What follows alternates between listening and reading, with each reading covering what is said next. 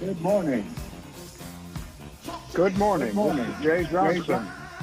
Wherever you are within the sound of my voice, some of you may know me as the host of What's Going On, the classic R&B radio show on public radio station WBGO 88.3 FM in Newark, New Jersey.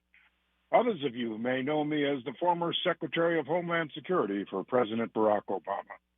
Today and tomorrow, it is my honor to be the substitute host on this show for Tavis Smiley, and I'm flattered that he has entrusted me with his audience. I hope I meet your expectations. Over the next 2 days, I will broadcast this show from right here at WBGO in downtown Newark. I'm told the show is syndicated across 40 different radio stations around the country, many in communities I have a personal connection with. Today, we've got an exciting star-studded lineup of guests for you. We lead off with Dr. Jill Stein, former Green Party candidate for president, who will talk about the growing influence of the Green Party here and around the world. In our second hour today, we'll be joined by two great friends of mine, former Secretary of Defense and former U.S. Senator Chuck Hagel, followed by retired Army four-star General Carter Ham, combat veteran, former commander of U.S. Army Europe, and former commander of U.S. Africa Command. Then in our third hour today, we'll speak with Mike Sargent, founding member of the African American Film Critics Association and the Black Film Critics Circle. We'll ask him about the just-released movie about Michael Jackson. And finally, Aaron Regunberg, co-host of Fighting Fascism, a new podcast of The Nation magazine. It is said, those who do not learn the mistakes of history are bound to repeat them. Those who know history know that it is much easier to start a war than to finish one. Those who know history know that you cannot win a war with air power alone. Those who know history know that in war there is something called mission creep. Our president has launched an illegal and ill-conceived war in Iran. He has threatened genocide against 93 million people. At the outset, he convinced himself that this will be easy. One and done, decapitate the fundamentalist leadership of Iran, and 93 million people will somehow do what the American president says, rise up and take their country back. It's the same old failed Western imperialist impulse that the rest of the world knows all too well.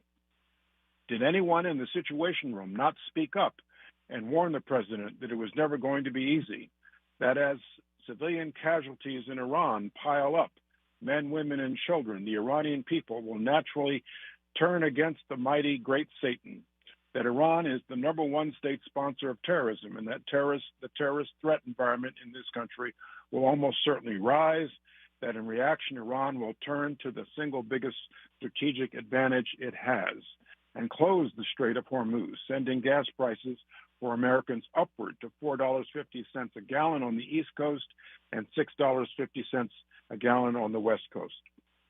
As we speak, the president is desperately trying to find an exit ramp from this ill-conceived war he declared and got us into. Almost on a daily basis, in his own unique way, he careens from declaring a ceasefire to threatening annihilation. If you're not confused, you're not paying attention. A new AP poll indicates that President Trump's approval rating has dropped to 33%. 76% of independents disapprove of the job the president is doing. My first guest today is someone who knows the presidency well. She has run for president several times.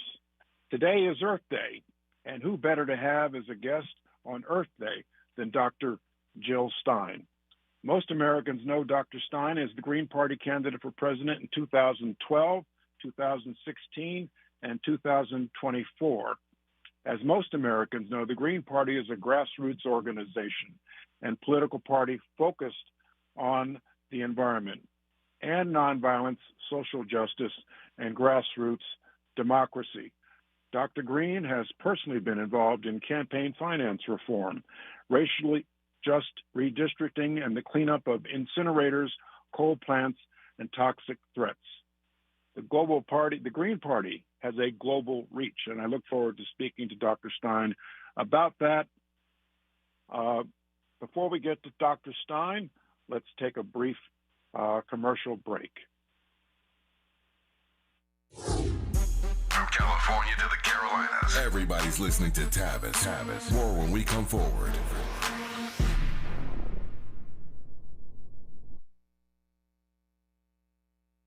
Don't you wish your life came with a warning app? Stop. That dog does not want to be petted. Just a little heads up before something bad happens. Move your coffee cup away from your computer. Oh, no. So you can have more control. Stop. You're texting your boss by mistake. Uh-oh. Well, life doesn't always give you time to change the outcome, but prediabetes does. With early diagnosis and a few healthy changes like managing your weight, getting active, stopping smoking, and eating healthier, you can stop prediabetes before it leads to type 2 diabetes. It's easy to learn your risk. Take the 1-minute test today at doihaveprediabetes.org. Warning. The cap is loose on that ketchup. Ugh. Don't wait. You have the power to change the outcome. Visit doihaveprediabetes.org today. That's doihaveprediabetes.org. Brought to you by the Ad Council and its prediabetes awareness partners. Hi, I'm Fred Martin, founder of Compton Kids Club. I just want to talk about the authenticity and tell y'all about my homeboy, Tom Steyer. Tom is a rock star. When I met him, Tom gave a grant to schools in San Francisco. All the kids were on probation. And we were flying instructors for 2 years to come and help those kids doing performing arts and turning their life around. Some of the kids that he supported, they've graduated from UCLA.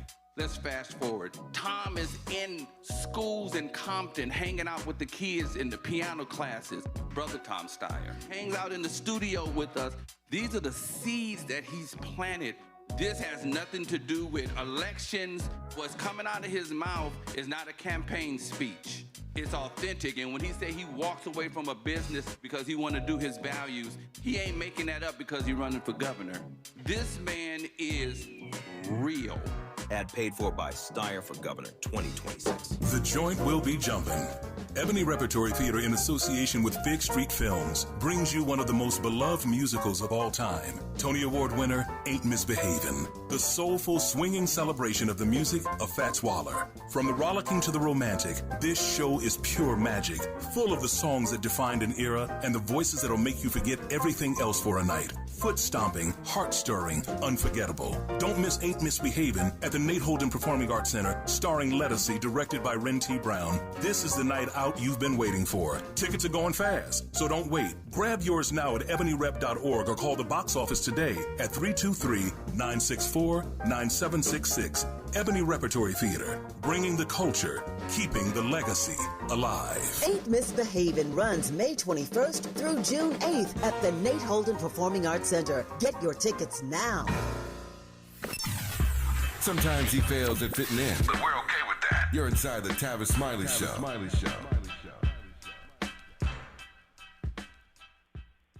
And this is Jeh Johnson, host of What's Going On WBGO Radio in Newark, New Jersey, in for Tavis Smiley today and tomorrow, substituting for him. It is my pleasure to start us off to welcome Dr. Jill Stein of the Green Party for a discussion here. Dr. Stein, nice to meet you. I've never met you before, and I'm looking forward to our discussion. One of the things that I learned in preparation for this interview is that the Green Party actually has a global reach, and that you're in a position, according to recent polls, to pick up several seats in the British House of Commons. Could you share with our listeners the state of the Green Party today, both domestically and globally? Great. And it's great to be here. Thank you so much for the honor. And I wonder, should I call you DJ Johnson or Secretary Johnson? Is a real whatever you think you as a Renaissance man. There you go. Thank you very much. Whatever suits you. Yeah. Yes. Well, thank you. I'll say that, the Green Party is an alternative party, which is grassroots. It's of, by, and for the people. It is not bought and paid for. We do not take corporate contributions. We do not work with super PACs. We are not sponsored by the billionaires and the oligarchy, which puts us in a unique position. We can actually do what we say, and we say what we do. In the current climate, people are really, really hungry for something else. People feel like working people have been thrown under the bus and feel like they've been thrown under the bus. There was a poll that came out just last week, CNN poll, in fact, showing that the Democratic Party is at the all-time low approval of, 28%, I think. The Republicans are just a little bit above that, an approval of 32%, and the disapprovals are about twice as much. So people are really hungry for something else. Gallup poll does a poll every year, and it is also at an all-time high that people want another choice, which is about them. It's not about the billionaires and the big money. And for Greens, it's not just a choice. This is like built into our DNA. We are not allowed to accept that money. I know the Democrats at various times, the DNC has entertained refusing corporate contributions in their primaries, for example, but that has long since gone by the wayside. And we see money in this country is more and more concentrated into the hands of a few billionaires. And everyday people cannot afford their health care and their housing, and, are in debt. Debt has gone off the charts. It's at record rates as well. So, and here we are, with the billionaires being richer than ever. I saw the other day that Elon Musk alone has more money himself. He has more wealth and resources than a full half of the American population. So this isn't working, and it's inherently very corrupting to our political system. So the Green Party is that alternative that the political system doesn't want you to know about. The numbers are really skyrocketing in Great Britain, where they have picked up several seats in Parliament. And in fact, from my understanding, their registrations have also gone through the roof. And people are fleeing now into the Green Party after feeling abandoned by politics as usual. So we're in, what should we say, we're an unprecedented moment of crisis, whether you look at crushing inequality or endless war or the genocide in Gaza, student debt, people can't pay for their health care. And yet our military budget is off the charts. And that's not just on the Republicans. It's also the Democrats that have been fully complicit in that as well. So, at the least, I think the American people really want to hear from another alternative. So that's, in a nutshell, that's what Greens are about. In the UK, they are either already at the second party status or they are third party, third in registrations and very much on their way right now to being the second. So, yeah, it's really astounding, and you don't hear about that in this country in the same way you don't hear about our candidates. We are often thrown off the ballot, and I could tell you a lot about that. In 2024, in fact, the Democratic National Committee, the DNC, had their war room, they called it, which had a budget that was bigger than our entire campaign, their war room to basically spread disinformation and lies against third-party candidates. They were spending more money to take us down than we had entirely to conduct our campaign. They bragged early on to the New York Times that they had hired an army of lawyers to basically nitpick us off the ballot. And we had some absolutely mind-boggling challenges to our ballot status, which in one case succeeded. I won't bore you with the details, but they're really kind of mind-numbing. And it's not like that started with our campaign in 2024. This is standard operating procedure. And I actually sent just before the show, I don't know if it got to you in time, but in a prior candidate for Senate in North Carolina in 2022, a renowned anti-war veteran named Matt Hull, who was running for Senate in a special election, the DNC conducted a disinformation campaign where they actually made phone calls and made home visits to people who had signed his petition in order to tell them to take their name off the ballot. And they misrepresented themselves as representing the Green Party. We actually have an audio recording where they mistakenly called the co-chair of the Green Party to tell him that they were the Green Party, suggesting that he take his name off of the petition. So this does not do a favor to our democracy when people are really hungry for alternatives. This is why we're not up there in, rivaling second place in this country, because there's a very consistent and high-powered, highly funded campaign to silence the alternatives that people are really desperate to have right now. So the Green Party is about much more than just the environment. What issues are you finding that you are promoting that are resonating most across this country, particularly in communities of color?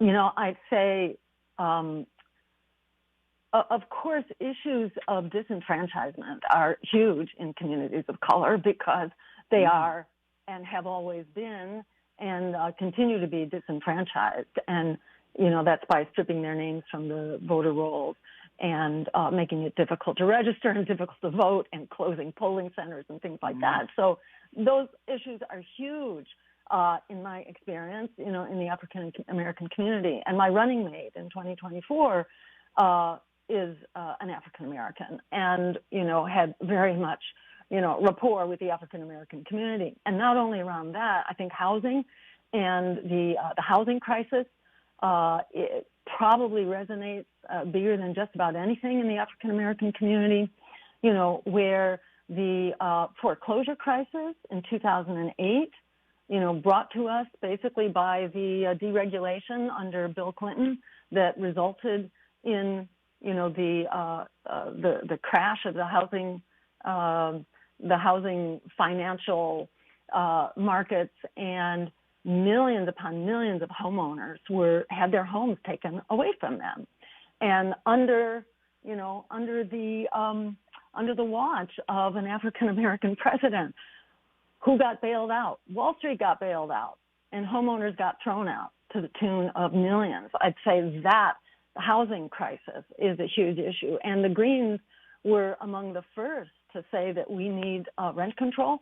The policies that Zoran Mandami has incorporated into his campaign, all of those were basically put on the map by Greens, and that includes health care for everyone as a human right under an expanded Medicare program called Medicare for All. In California, that is called CalCare, and the Democrats have pretended to support that. But every time they are in power with a 2/3 veto-proof majority, and even with a Democratic governor, they somehow manage not to be able to advance it when they actually have the power to do so. And that issue is huge among African Americans who pay the price, of the chronic stress of inadequate education, of inadequate jobs and wages. The African American community is really the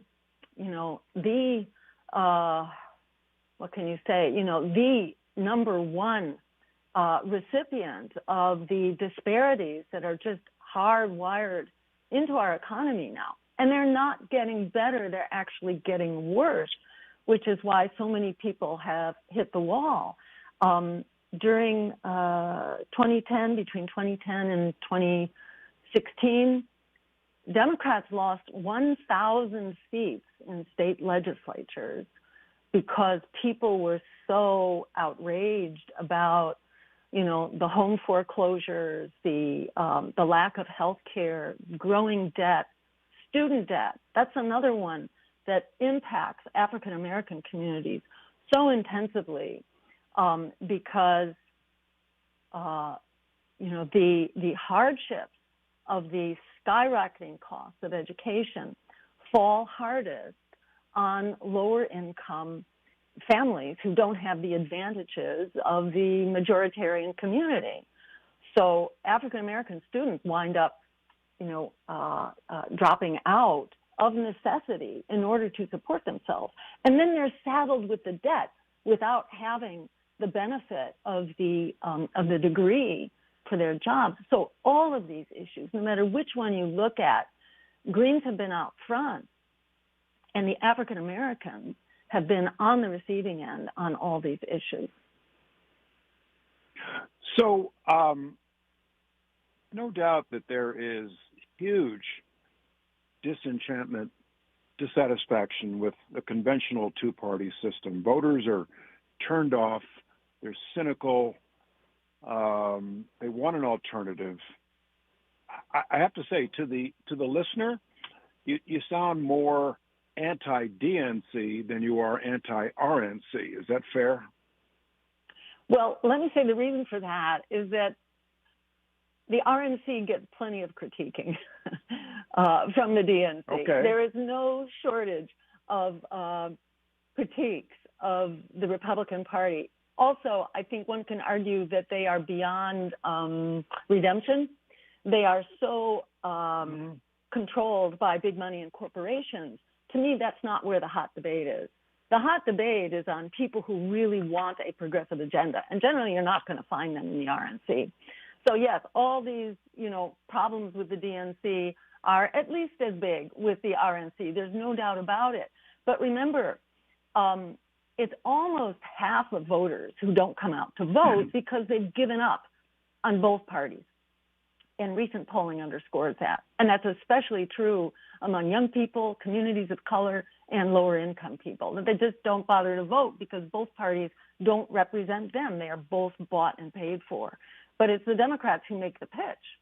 And that pitch badly needs to be critiqued because it's, it's like, please look at what I say, not what I do. And that's a disservice to voters. Democracy requires a debate. That's why we're supposed to have opposition parties. And it's largely, I'm afraid, it's largely the Democrats who are in the business of silencing the alternative third parties that actually do represent everyday people. Right. I want to ask you about Dearborn, Michigan. As you know well, there has been an issue with the drinking water in Dearborn, Michigan. I know you've been out front. The Green Party's been out front on that. What's the current state of affairs in Dearborn, if you know? So, when I think of, the most dire threats in drinking water and also air quality and soil and all that, I think of East Palestine, which is in Ohio. It's not quite Dearborn, Michigan.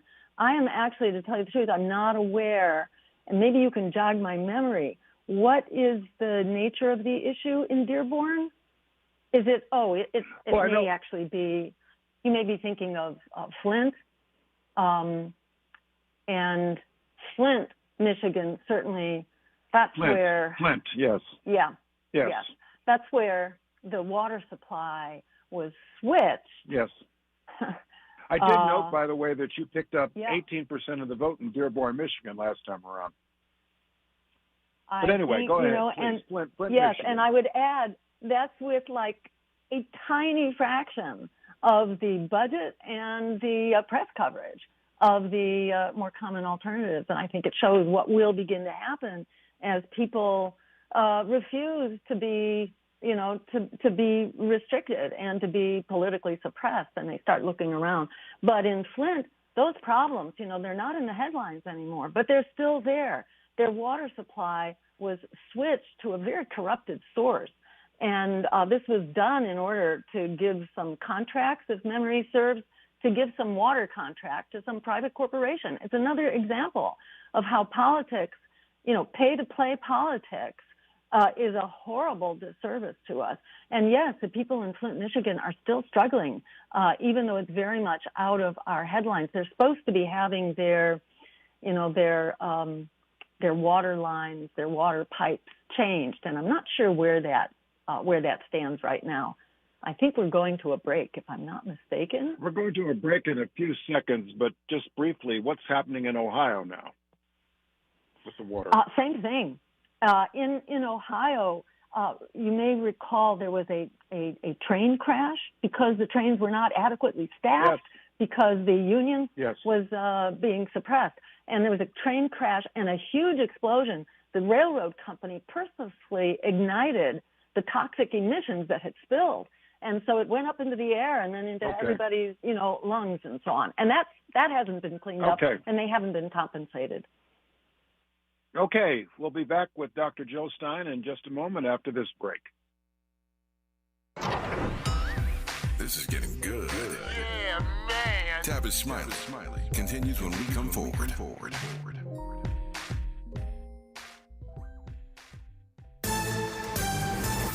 I'm Bree Wood with BIN News Now. In Shreveport, Louisiana, grief and outrage are mounting after the deaths of 8 black children in a mass shooting. Black City Councilwoman Tabitha Taylor delivered an emotional message to the community.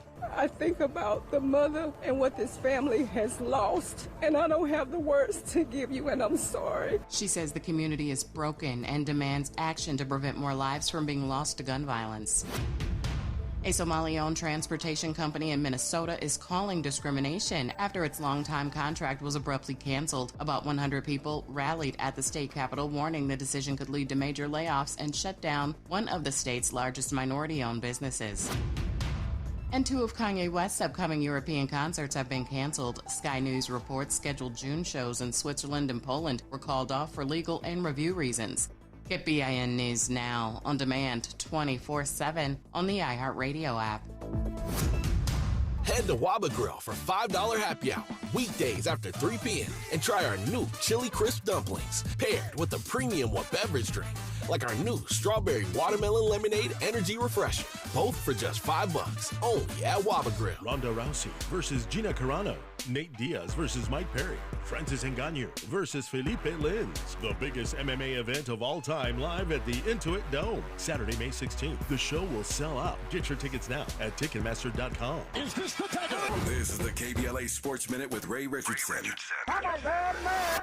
The Lakers are showing signs that they are not as handicapped as people thought they would be without Luka Doncic and Austin Reeves. In their absence Tuesday night, the Lakers got big-time performances from Marcus Smart and Luke Kennard. Throw in a strong game from LeBron, 28 points and 7 assists, and the Lakers put together an impressive 101-94 win over the Houston Rockets. The Lakers are up 2-0 in the best-of-7 first-round playoff series. Game 3 is Friday night in Houston. The Rockets hope to have a game plan by then on what to do with Smart and Kennard. Smart had 25 points, 7 assists, and 5 of the Lakers' 11 steals. Kennard dropped 23 points. In the 2 playoff games against the Rockets, Kennard has scored 49 points. He and Smart combined for 8 of the Lakers' 13 three-pointers. The odds makers in Vegas are quiet this morning. They predicted Houston to win both games.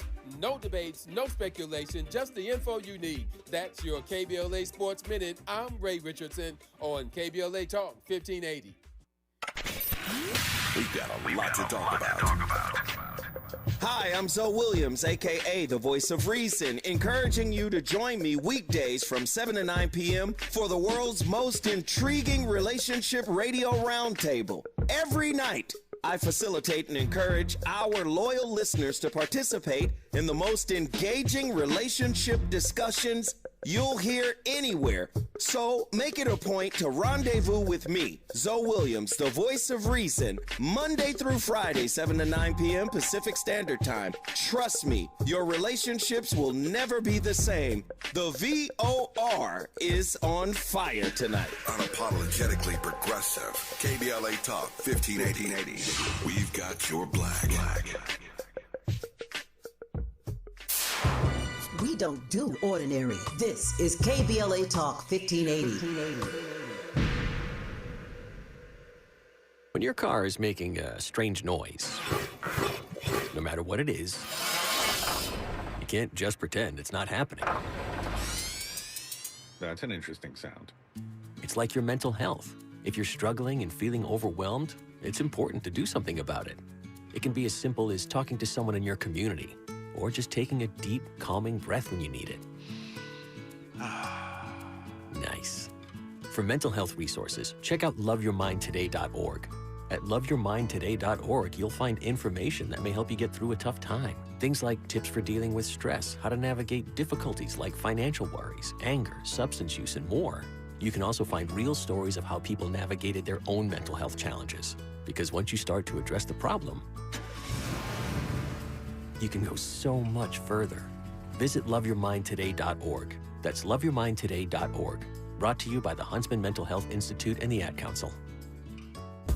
Hi, I'm Zoe Williams, host of The Voice of Reason, weeknights at 7 p.m. here on KBLA Talk 1580, with a personal invitation for you to join me and Insight.me as we present The Healing Box, live at Inglewood's world-famous Miracle Theater, Saturday evening, May 23rd at 7 p.m. Look, I understand your attachment style has been running your life like a rogue algorithm, and nobody has had the courage to press pause. Until now, Dr. Pacoya McCall and yours truly are curating a night where clinicians, spiritualists, and an all-star panel of Black woman healers like Dr. Shalonda Sunshine Crawford, Dr. Jeh Johnson, and spiritualist Precious McGill will join some amazing spoken word artists and the legendary comedian Louis Dix to diagnose, disrupt, and heal your relational wreckage in real time. Listen, bring your trauma. As a matter of fact, bring your baby mama. No, bring your testimony. And if you're still texting your ex at 2 a.m., baby, you're not just invited, you're the target demo. Tickets are moving fast, so grab yours at themiracleinglewood.com before your dating history gets flagged as a pre-existing condition. That's themiracleinglewood.com. We'll see you there Saturday, May 23rd at 7 p.m.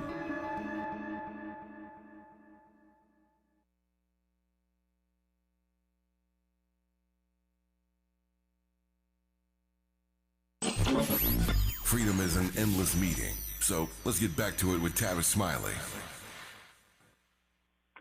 And this is Jeh Johnson, host of What's Going On, WBGO, Newark, New Jersey, in for Tavis Smiley today and tomorrow. We're having a fascinating conversation with Dr. Jill Stein, Green Party candidate for president in 2012, 2016, and 2024. Dr. Stein has noted that the Green Party is about much more than the environment: nonviolence, social justice, grassroots democracy, campaign finance reform. Dr. Stein, what do you think about the current nationwide redistricting effort that is going on right now? Yesterday, the voters of Virginia approved a congressional redistricting plan that will almost certainly bring more Democratic seats to the House of Representatives. This all started with a Republican effort in Texas. What do you think about this effort as a third-party candidate? You know, I think democracy should be our guide here, and we should have nonpartisan redistricting commissions. And unfortunately, these have kind of gone out the window, and as I understand it, they are not part of these redistricting campaigns. So if we're signing up for partisan redistricting, you know, it's just a vicious cycle. We need districting that represents everyday people. So, you know, I think it shouldn't be used for partisan advantage. It's the people, it's the voters who need to be represented. And, you know, I fear that the baby's getting left out with the bathwater, and that this is part of just kind of an ongoing and endless struggle. At the end of the day, you know, there's a bunch of things we need to do to empower voters, not only representative districts, but we also need to get big money out of the business of running politics. And we need to reverse Citizens United, or at least hold it in check. Citizens United allowed basically unlimited contributions from corporations and the wealthy. There used to be some basic controls on how much money any one individual or a corporation could put into elections, and those restraints have gone completely out the window now, with unbelievable $1 million plus contributions coming in through so-called super PACs and dark money and other nefarious pathways, victory funds. I mean, there are any number of devious ways that you can pour huge amounts of money into elections and take them over. And we sort of need to do this all, which is why Greens have an agenda for democracy that includes representative districts, but it also includes getting money out of politics.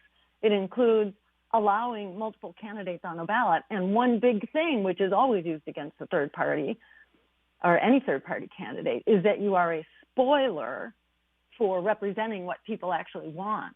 Well, who says that you're taking votes away from the establishment parties just because they happen to be there first? Votes belong to voters. They don't belong to parties. So you're not taking it away. It didn't belong to the Republican or the Democratic parties in the first place. So, we think these issues can get very heated, but one of them should not be used as a smokescreen to obscure the others. Because if you've got billionaires buying elections, it doesn't do you a lot of good to have appropriate representation in districts. But I have to say, given the mess that that the president is making of the economy right now, with, shall I say, the complicity of Congress too often, and the failure of the opposition party to actually stand up and oppose these things. But the heat is really on right now against the president, as it should be, not only because of the mess of the tariffs and how that, has become basically a tariff tax on Americans in the supermarket and someone with, a car, if you want to get a car or whatever. It's not only the tariffs, but now, it's the war and the war economy. It's outrageous. It's also the money that's pouring in to violence in our streets through ICE, which has become, a major threat to community safety and a threat to our freedom of speech and our right to protest. What's that? Right. I actually know something about ICE, yes. I'll bet you do. I'll bet you know quite a bit about this whole thing, and I'd be interested to hear your commentary on it. But just one last point on this, which was your point, or the issue of what this is costing people. And it's a huge amount of money. It was $170 billion. I'm sure you know something about Homeland Security budgets. But, in the big, beautiful bill, it was $170 billion spent on expanding ICE and DHS. And, I have to count myself among the majority of the American public that thinks our security is not just having cops that are going to bash us over the head or federal agents that will bash us over the head. Security is having health care and housing and, and good schools and so on. But, yeah, I'd love to hear your thoughts about the whole ICE matter. Well, it's a different agency led by different leaders than when I was there under President Obama, different policies. Dr. Stein, it sounds to me like you would be supportive of open, nonpartisan primaries with then a runoff by the two top vote getters, irrespective of party. Is that accurate? It's a mixed bag, I'll say, and probably more in the weeds than we want to get into here. But having partisan primaries at least gives you a leg to stand on if you are outside of the system. If it's a so-called jungle primary and they all come together and it's going to be top two, money is going to win the day. And you're probably not going to even get out of the starting gate. Because if you're competing against the very wealthy, you have a huge disadvantage from the get-go. Whereas in the current partisan primaries, you have a chance of being in the debate and, being in a part of the public discussion, and you're largely competing with other grassroots candidates who are not bought and paid for. So that's the advantage of the current system. Neither of them are great, but so much could be improved. What we ought to have is ranked choice voting, which means that it's the current system with the partisan primaries and then everybody in the general. But instead of just voting for one candidate, say you're a Democrat, and you really like an underdog, you can put that underdog as number one. If you're in ranked choice voting, that means that if your number one candidate loses, your vote is automatically reassigned to your number two candidate, who might be your safety or something like that. So this is it's a win, it's a total win-win solution. It's called ranked choice voting. That ought to be the reform that we're looking at right now. Top two is flawed, extremely flawed. So that's interesting. You're supportive of ranked choice voting, but you're not supportive of an open, nonpartisan primary, sort of one, come all. Is that accurate?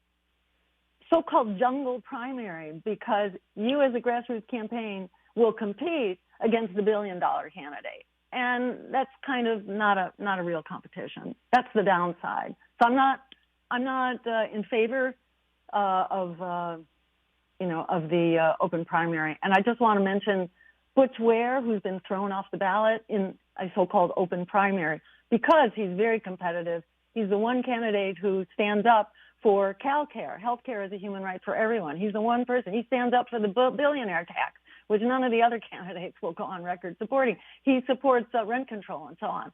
A really strong candidate, which is why the Democrats have used dirty tricks to throw him off the ballot. If he can't get back on through the courts, he will be on as a write-in, and I strongly urge people to go to butchware4gov.com to find out more. Okay, we'll be right back with our conversation with Dr. Jill Stein in a moment. When we come back, I'm going to ask you about this allegation that you serve as a spoiler between the two major parties. We'll be right back. Generous listening. Charitable listening. It's why everybody wants to talk to Tavis. The conversation continues when we come forward. And we're live here outside the Perez family home, just waiting for the... And there they go, almost on time this morning. Mom is coming out the front door strong with a double-arm kid carry. Looks like Dad has the bags. Daughter is bringing up the rear. Oh, but the diaper bag wasn't closed. Diapers and toys are everywhere. Ooh, but Mom has just nailed the perfect car seat buckle for the toddler. And now the eldest daughter, who looks to be about 9 or 10, has secured herself in the booster seat. Dad zips the bag closed, and they're off. But looks like Mom doesn't realize her coffee cup is still on the roof of the car. And there it goes. Oh, that's a shame. That mug was a fam favorite. Don't sweat the small stuff. Just nail the big stuff. Like making sure your kids are buckled correctly in the right seat for their age and size. Learn more at nhtsa.gov/the right seat. Visit nhtsa.gov/the right seat. Brought to you by NHTSA and the Ad Council. KBLA Talk 1580. We've got a lot to talk about. KBLA Talk 1580, connecting you with services and solutions. These are hard times for housing in America. Too many in our community face barriers to safe housing, behavioral health care, and affirming spaces for healing, particularly those impacted by poverty and stigma or incarceration. Rooted in South LA, AMAD supports impacted communities through housing, wellness, and leadership development. AMAD provides culturally responsive, peer-led support from transitional housing and mental health services to leadership development and youth empowerment. They offer safe, affirming houses for youth, transgender women, and formerly incarcerated individuals. Therapy and peer support with a focus on healing trauma in Black communities. HIV prevention and care, free testing, education, and wraparound services for whole person wellness. Standing in the gap with health, housing, and hope. Reach out to AMAD Institute at 323-569-1610. That's 323-569-1610. Or visit amaad.org. This is a community call to action from KBLA Talk 1580. It all comes down to this, folks. Yep, the entire season is on the line. But my throat has officially thrown in the towel. Sounds like you need Vicks VapoCool drops. They're max strength and vaporize sore throat pain. Whoa! These VapoCool drops hit fast. Speaking of fast, did you just see that play? Yeah, he vaporized that ball. That pun should have come with a penalty. Vaporize sore throat pain with Vicks VapoCool drops. Use as directed. LifeLock, how can I help?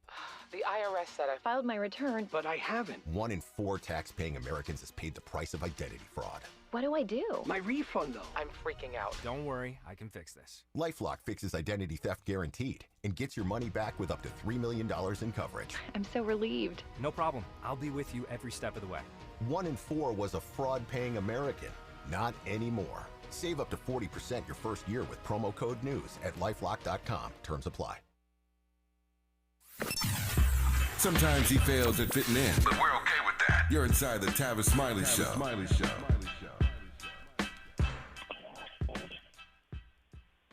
And this is Jeh Johnson, host of What's Going On at WBGO 88.3 FM in Newark, New Jersey, in for Tavis Smiley. Today and tomorrow, we're talking with Dr. Jill Stein, candidate under the Green Party banner for president in 2012, 2016, 2024. Dr. Stein, let me ask you a question that I'm sure you get asked a lot. In 2016, you received almost 1.5 million votes across this country for president. In 22 states in 2016, you received over 1% of the vote. In the claim has been made that if everyone who had voted for you in Pennsylvania, Michigan, and Wisconsin had instead voted for Hillary Clinton, she would have been elected president versus Donald Trump. A poll from 2024 indicates that 53% of Muslim Americans voted for you, and that 59% of Muslim Americans voted for you in the state of Michigan.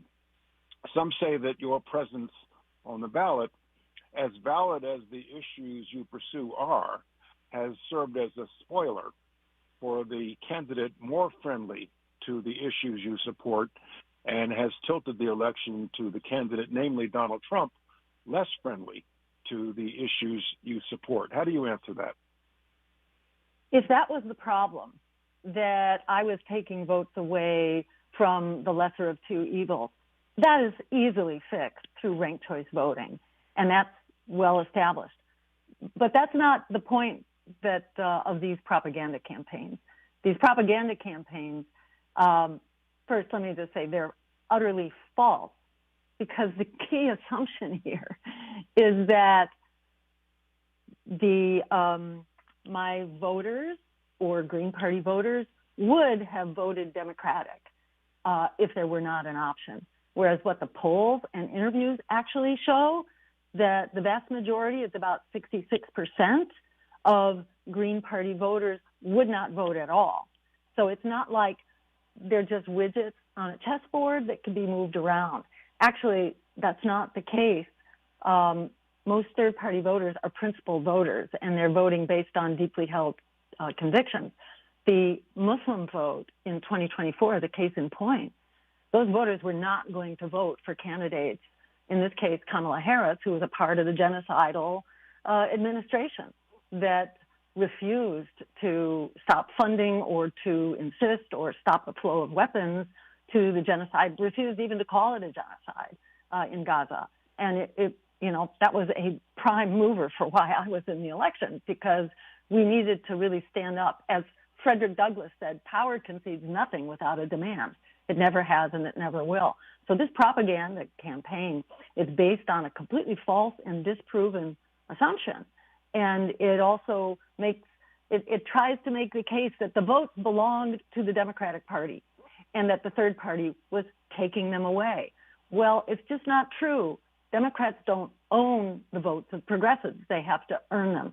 And in the case of genocide, for example, those Muslim voters who voted third party were not going to vote for a candidate who was number two in the ongoing genocide against Gaza. And there are poll after poll that show this to be the case. The bottom line here is that if people are concerned about so-called spoiled elections, they can implement a small change, which is to let people rank their choices. When you have a ranked choice system, you're never taking votes away. So say the ranked choice vote was Kamala Harris and myself and Donald Trump. If you voted for me number one, you could vote for Kamala Harris number two. If we, in fact, lost, your vote gets reassigned. Right. So the vote is never split. So this is a readily solvable problem. But the point of this argument is not to solve the problem. It's to scare people and to intimidate people against voting for a candidate that actually represents them. Okay, we'll go to another break and then come right back to our conversation with Dr. Jill Stein. Why does Tavis say, when we come forward? Because he's not going back. And you don't have to go back either. Forward ever, backward never. More of Tavis Smiley when we come forward. KBLA Talk 1580. We've got a lot to talk about. KBLA Talk 1580 joins you in standing for voting rights. The midterm election campaign season is here now. The 2028 presidential election is right around the corner.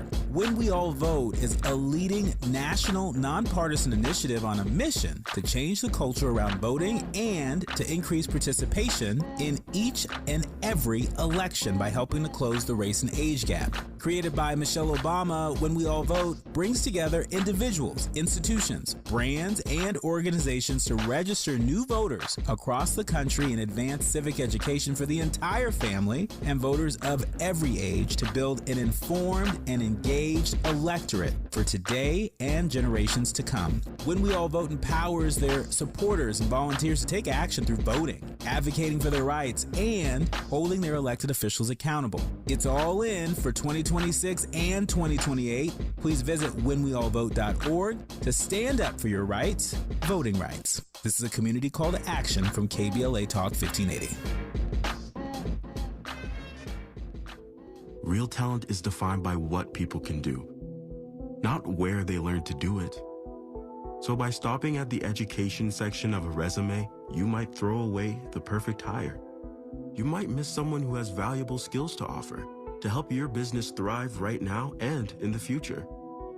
Because the truth is this: Skills First Hiring helps you see talent others miss, like more than 70 million stars, skilled through alternative routes. When you let their story unfold, you gain a competitive advantage, because hiring managers who start with skills are 60% more likely to find a successful hire.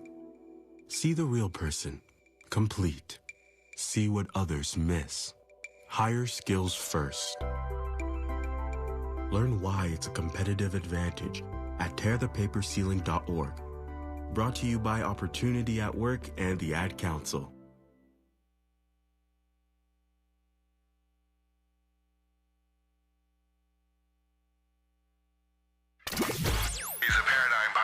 And the top-rated African-American talk show host in the nation, according to Talkers Magazine. You're tapped in with Tavis Smiley right now. And this is Jeh Johnson, host of What's Going On at WBGO 88.3 FM in Newark, New Jersey, in for Tavis Smiley on his show today and tomorrow. We're having a conversation with Dr. Jill Stein. Dr. Stein, I've been leading up to this question. I think you know what's coming. Will you be a candidate for president of the United States in 2028? Let's see. Essentially, I am not planning on that, and I feel like I have paid my dues here. There is momentum in the Green Party, and we have some experienced candidates now that I think could do that job really well. You know, I very much support what Frederick Douglass said, that power concedes nothing without a demand. It never has, and it never will. We're not going to see the Democratic, and needless to say, not the Republican Party, standing up for health care as a human right, for free public higher education, for clean air and clean water, which falls hardest, you know, that pollution falls hardest on those who can least afford it and who are most at risk, that is communities of color and low-income people.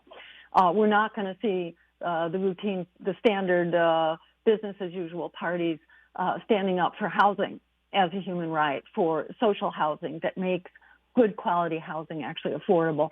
So someone needs to. I think I've paid my dues enough. So I am certainly hoping not to be that candidate because it's, what can we say? It takes quite a lot of time and energy. At this point, I'm actually more interested in party building and in helping a whole crop of candidates come up like is happening in the UK right now. Do you anticipate that there will be a Green Party candidate for president on the ballot in 2028? Absolutely, because I don't see our problems getting better, and I don't see, the Republican Party is certainly not solving them, and I don't see the Democratic Party standing up. I see them, they're not standing up to abolish ICE, which is what, most of the polls are showing right now. People really want a definitive solution here. They are not standing up for health care as a human right. they are not fighting for rent control and social housing. I don't see that happening, and I think the words of Frederick Douglass are really important, that power concedes nothing unless you actually demand it, and that begins to push the envelope, to take money out of politics and get the people back in. So I think it's really important to challenge at all levels of government. And likewise, it's really important to challenge, at the local level as well. So I think all of that needs to happen. And as Alice Walker, another, amazing African-American poet and novelist, said, the biggest way people give up power is by not knowing we have it to start with. The numbers of people who could be engaged if we could get the word out would be astounding and would completely change. Dr. Jill Stein, thank you so much for joining us. I've really appreciated our conversation, and I have to say I've learned a lot. Thank you for joining us. I really appreciate talking to a Renaissance man like yourself. It's been a real honor. Thank you so much. Thank you.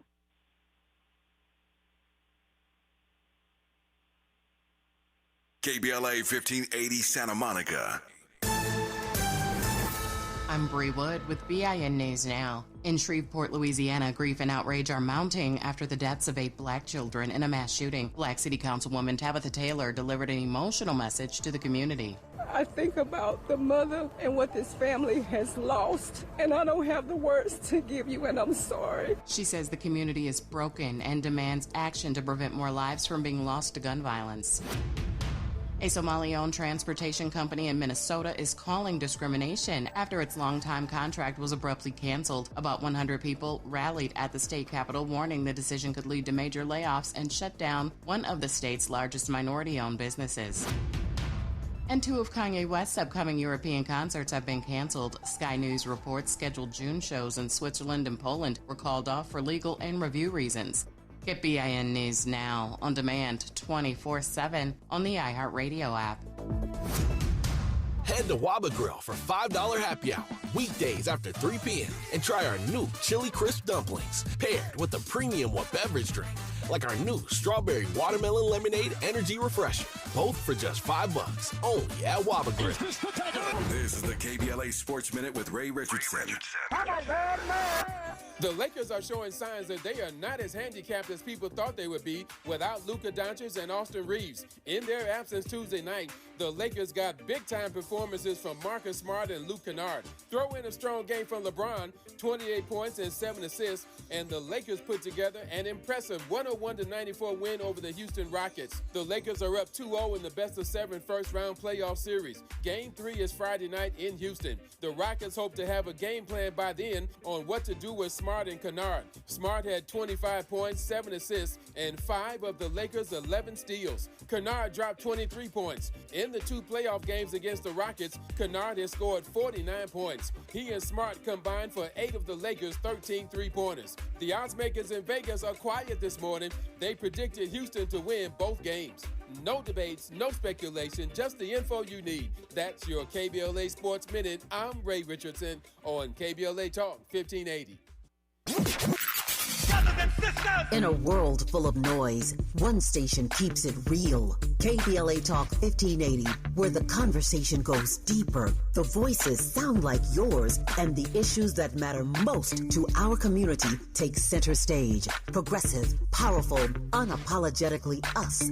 Whether you're driving through the city or tuning in from your home or office, join the public square. KBLA Talk 1580, your home for talk that enlightens, encourages, and empowers. Listen live on our free KBLA 1580 app, on our website at KBLA1580.com, or on your radio dial at 1580 AM. Unapologetically progressive.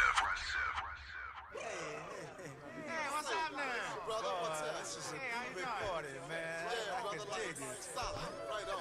What's up, man? What's your name?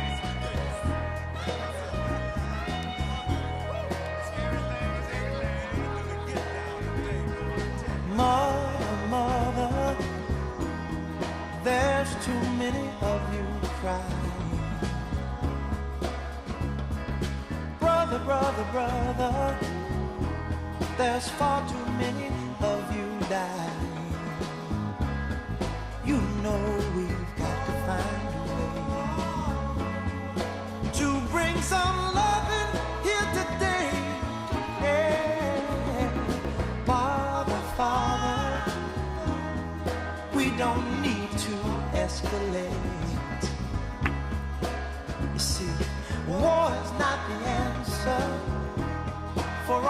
love can conquer hate. You know we've got to find a way to bring some love here today. Picket lines and picket signs. And this is Jeh Johnson, host of What's Going On, right here at WBGO FM in Newark, New Jersey.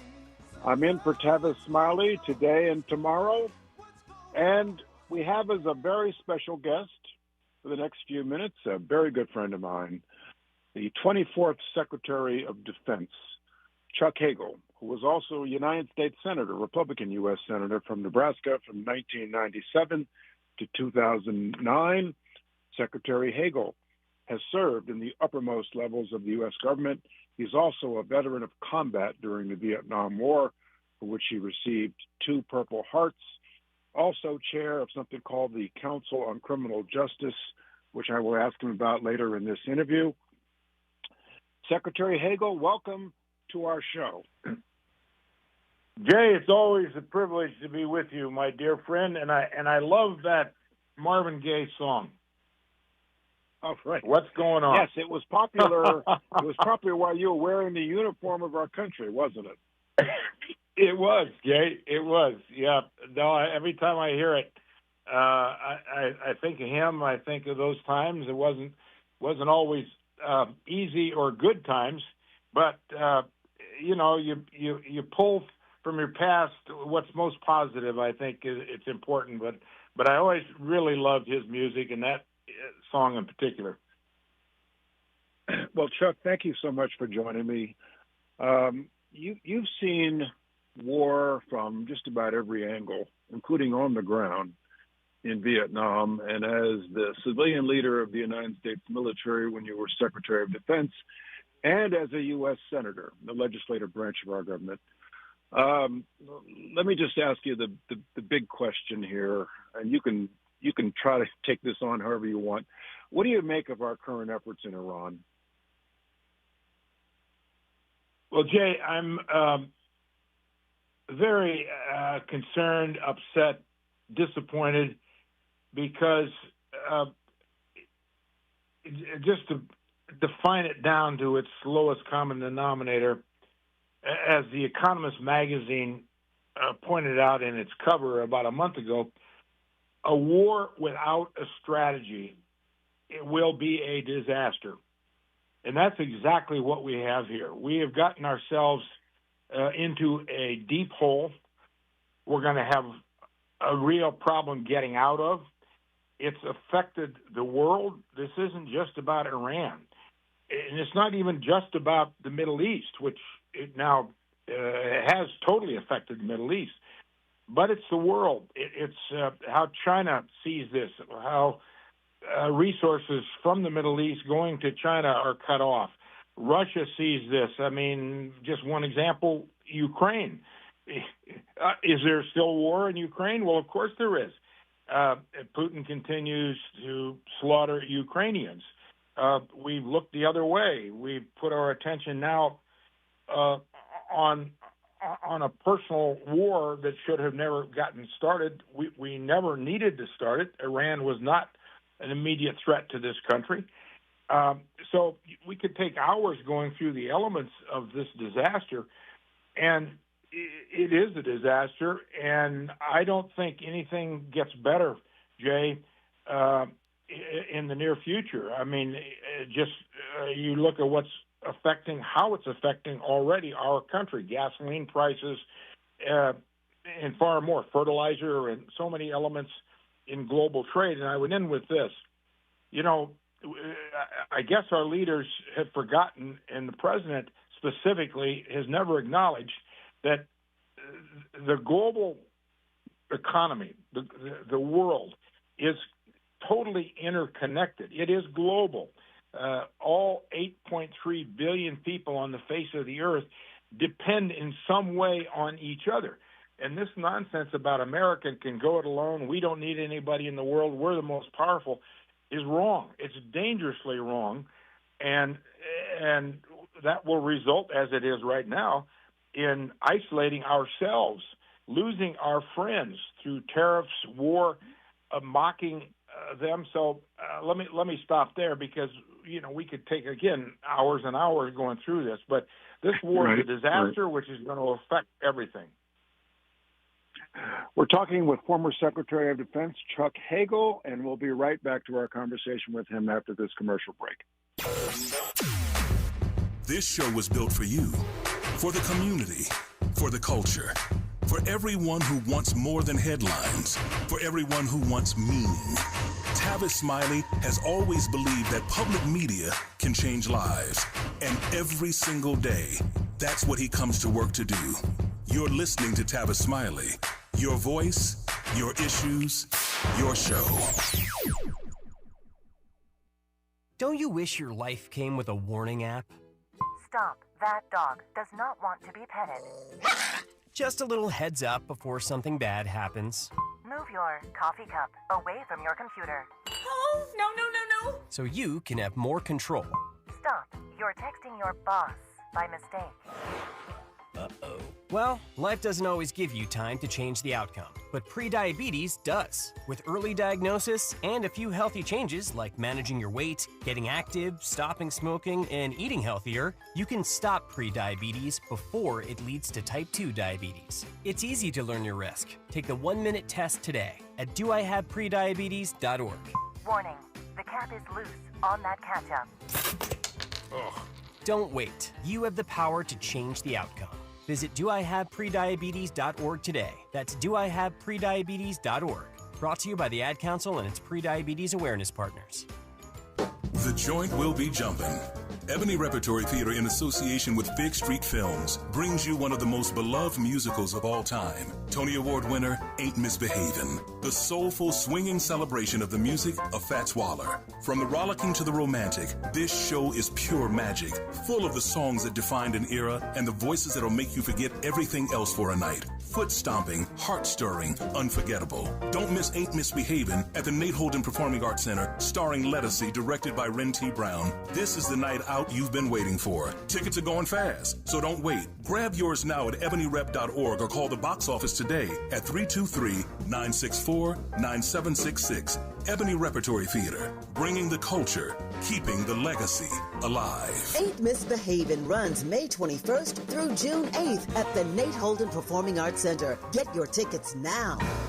Hi, I'm Fred Martin, founder of Compton Kids Club. I just want to talk about the authenticity and tell y'all about my homeboy, Tom Steyer. Tom is a rock star. When I met him, Tom gave a grant to schools in San Francisco. All the kids were on probation. We were flying instructors for 2 years to come and help those kids doing performing arts and turning their life around. Some of the kids that he supported, they've graduated from UCLA.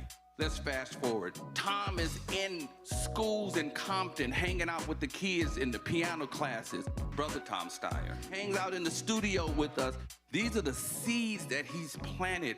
This has nothing to do with elections. What's coming out of his mouth is not a campaign speech. It's authentic, and when he say he walks away from a business because he want to do his values, he ain't making that up because he's running for governor. This man is real. Ad paid for by Steyer for Governor 2026. Freedom is an endless meeting, so let's get back to it with Tavis Smiley. This is Jeh Johnson, host of What's Going On of WBGO 88.3 FM in Newark, New Jersey, in for Tavis Smiley today and tomorrow as the guest host of his show. We're talking with former Secretary of Defense and my good friend, Chuck Hagel. Chuck, you and I have been in the cabinet together. We've sat in the Situation Room together with the President of the United States on matters of national security. I'm wondering what your take is. Do you believe, is it your sense that this president is being properly advised and he's not listening? Or is it that no one's telling him what the obvious consequences of going to war in Iran would be? Like, for example, the Strait of Hormuz and rising gas prices. Is he not being properly advised, or is he just not listening? What do you think? Well, I think the military like it always does, because of their intense professionalism and knowledge and complete understanding of not just going to war and strategies and how you do that, but most important, consequences. What are the consequences? What could happen? I don't know the inside facts, but I would guess that the military did their job in giving the president and his cabinet very accurate assessments of what could happen. That's the way the military plans. I mean, you were at the Pentagon. You were general counsel over there. You understand this as well. Second, I don't think this president really listens to anybody. I mean, he said that I trust my gut. I go with my own interests. Well, what that says is I don't listen to anybody. Yeah, I've got a cabinet. Second, I think the cabinet he has is very, very weak on these things. I don't think you look at the depth of experience of what is important in any cabinet, as you know, and you've been there. And every one of us who's ever had the privilege of serving in a cabinet, regardless of what administration you served in, you know, we're imperfect. We make mistakes. But that's the critical importance for a leader, a president, to listen to everyone's opinion around that table. Because the president doesn't have all the answers either. But this president in particular, I think it is the most ignorant on governmental matters, on going to war, on anything that relates to governing, the most ignorant president we've ever had. And he doesn't listen to anybody to start with, but he has no experience base in all of this. I mean, he has said over and over, everything is a deal to him. You make a deal. That's where he comes from, deals. And he uses people. He uses his cabinet. He uses everybody for his own interests. So I think if you've got a situation like that, and I think we do, and I think that's evident, not just when you look at the war, how did we get started? Why did we get started? We didn't need to do this. The consequences of that, I don't think he listened to anybody. If the military gave him those consequences, which I assume they did, I don't think anybody else did, because I don't think anybody else sitting around that table has the depth and the knowledge and understanding of all this other than the military. Right. You know, it seems to me that at least once a generation, we have to relearn the lessons of the past about warfare. You and I both know that it is much easier to start a war than it is to finish one. And this president, in his first term, was fairly circumspect about the use of lethal force, didn't want to get into any endless wars. But in his second term, he's much more bullish about the use of the military, perhaps because of what happened in Venezuela, perhaps because of the boat strikes. But he seems much more bullish this time around and has got us into this. How do you think it's going to end? Well, it's not going to end well for Mr. Trump.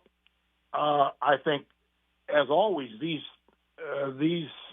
fiascos, issues where government goes, always has political consequences. And I think you'll see those political consequences play out in November. And but there are consequences for every action. There are consequences for inaction, as we both know.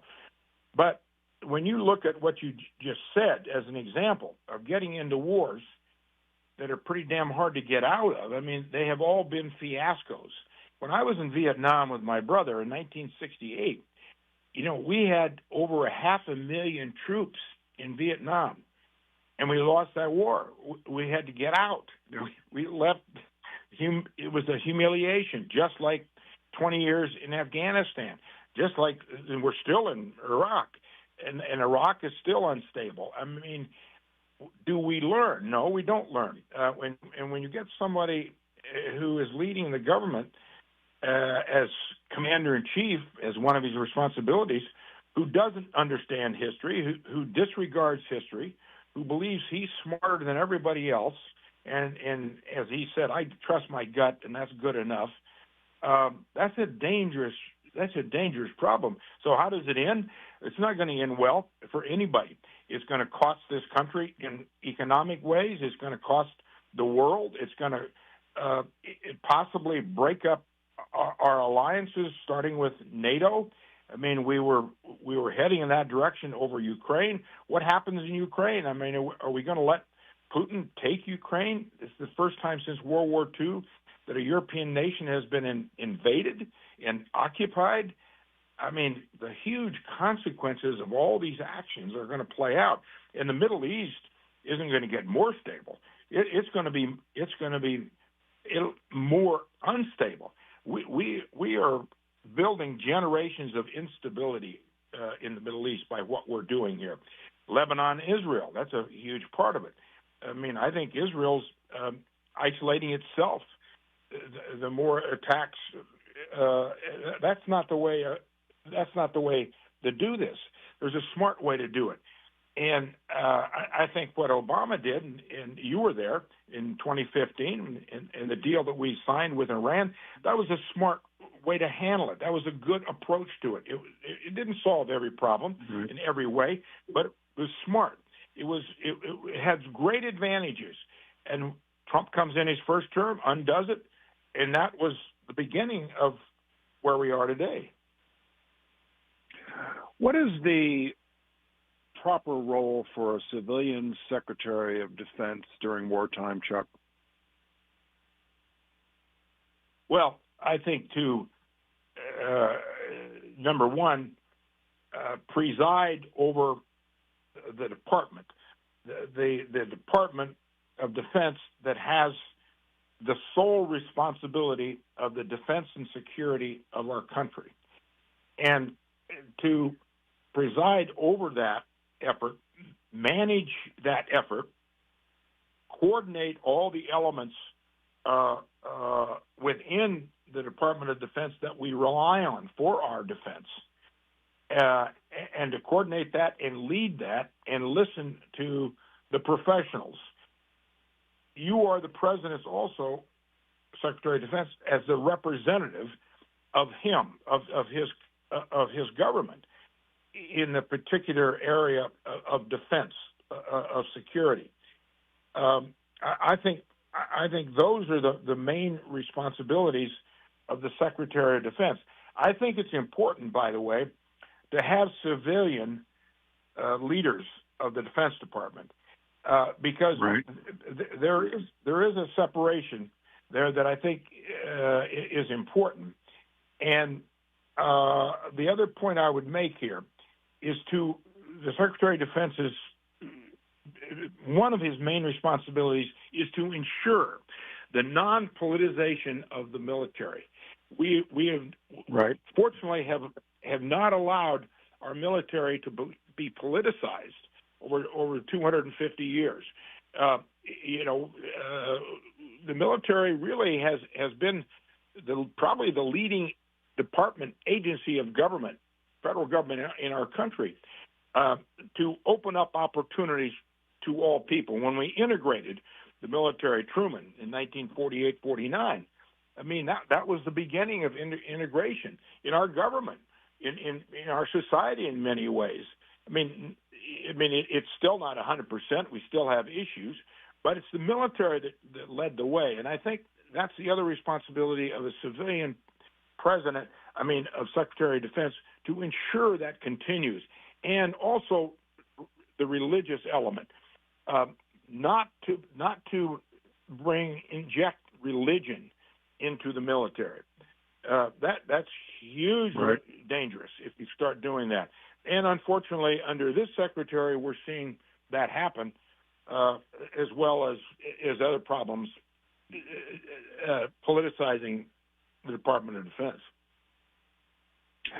The Trump administration just made a budget request of Congress for $1.5 trillion for the Department of Defense, now called the Department of War, which I think is almost 3 times the budget of DOD when you and I were there.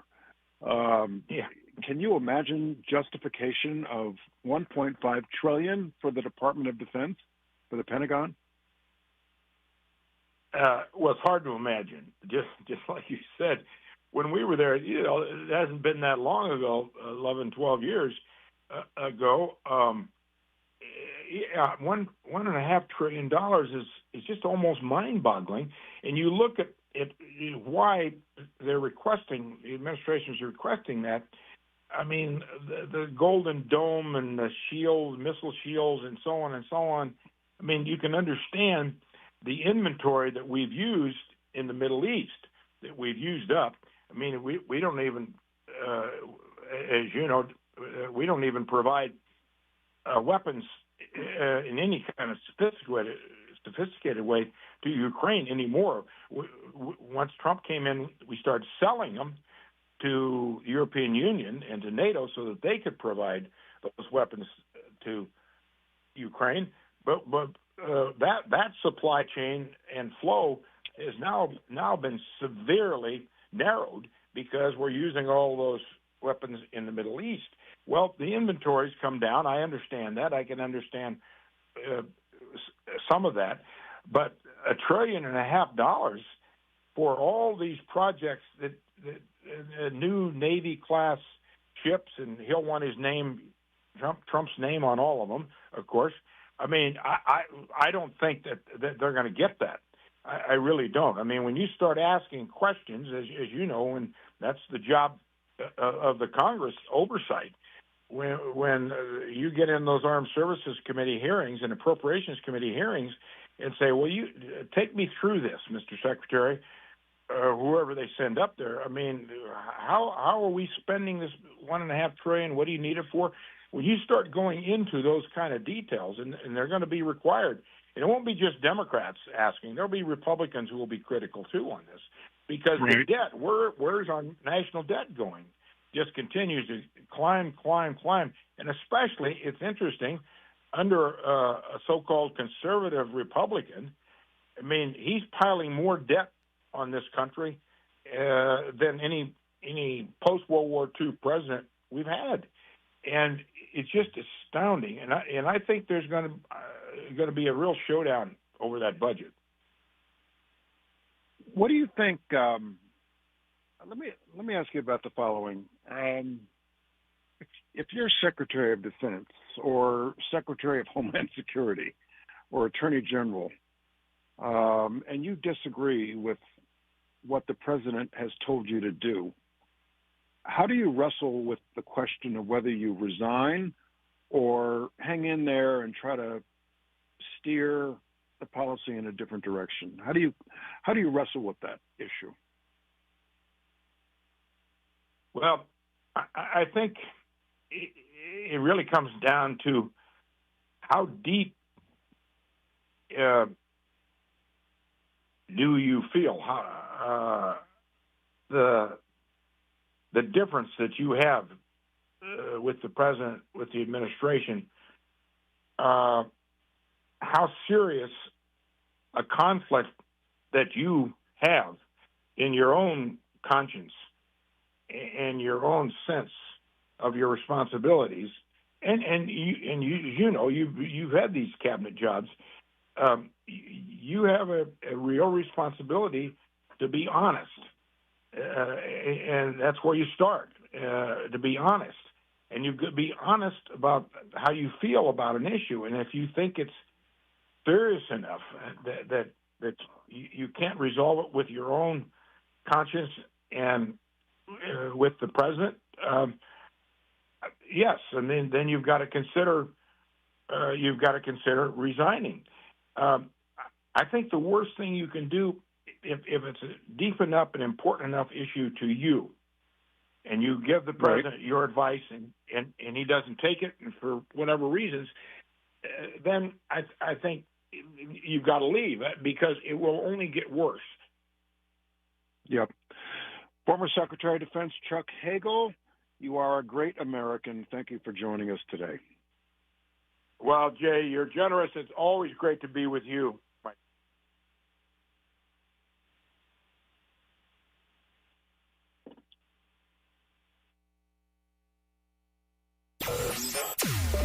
In a world full of noise, one voice cuts through. Tavis Smiley has never backed down from the hard questions, never shied away from speaking truth to power and to the powerless, and he's not about to start now. This is the show people talk about, the one your coworkers quote, the one that gets under your skin in the best way. Tavis Smiley, nationally syndicated, unapologetically progressive, unapologetically real.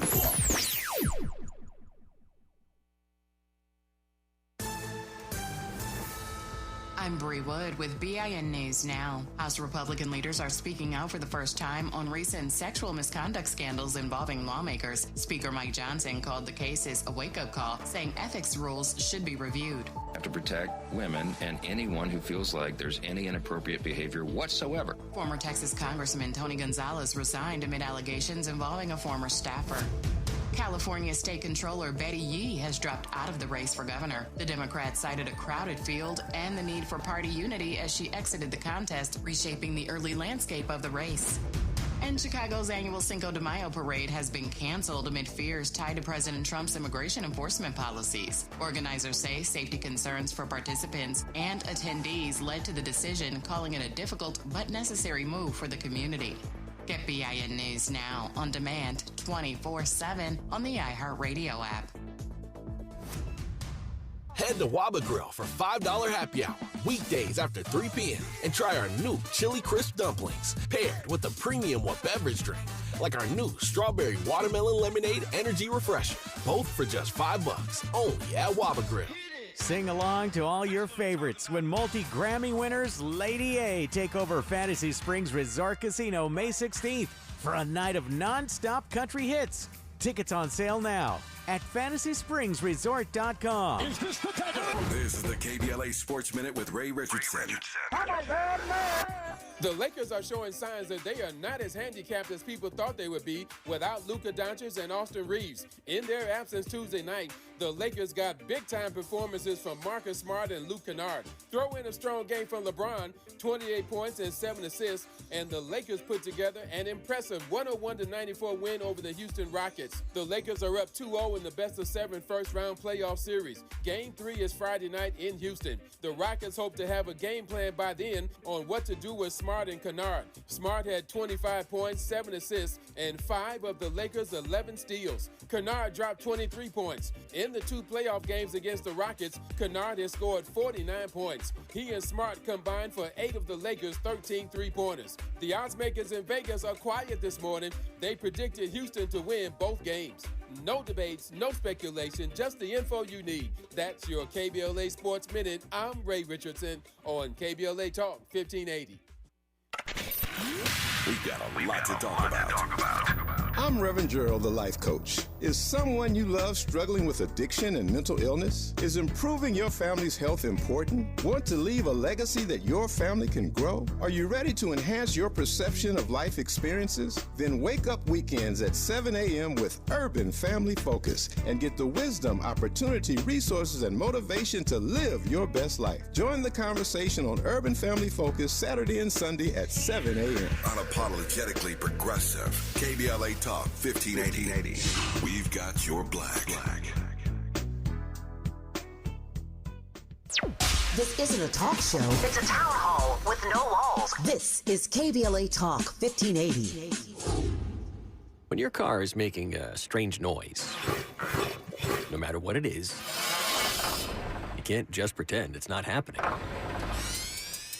That's an interesting sound. It's like your mental health.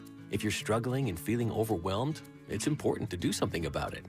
It can be as simple as talking to someone in your community, or just taking a deep, calming breath when you need it. Nice. For mental health resources, check out loveyourmindtoday.org. At loveyourmindtoday.org, you'll find information that may help you get through a tough time. Things like tips for dealing with stress, how to navigate difficulties like financial worries, anger, substance use, and more. You can also find real stories of how people navigated their own mental health challenges. Because once you start to address the problem, you can go so much further. Visit loveyourmindtoday.org. That's loveyourmindtoday.org. Brought to you by the Huntsman Mental Health Institute and the Ad Council. Hi, I'm Zoe Williams, host of The Voice of Reason, weeknights at 7 p.m. here on KBLA Talk 1580, with a personal invitation for you to join me and Insight.me as we present The Healing Box, live at Inglewood's world-famous Miracle Theater, Saturday evening, May 23rd at 7 p.m. Look, I understand your attachment style has been running your life like a rogue algorithm, and nobody has had the courage to press pause. Until now, Dr. Bakoya McCall and yours truly are curating a night where clinicians, spiritualists, and an all-star panel of Black woman healers like Dr. Shalonda Sunshine Crawford, Dr. Jeh Johnson, and spiritualist Precious McGill will join some amazing spoken word artists and the legendary comedian Louis Dix to diagnose, disrupt, and heal your relational wreckage in real time.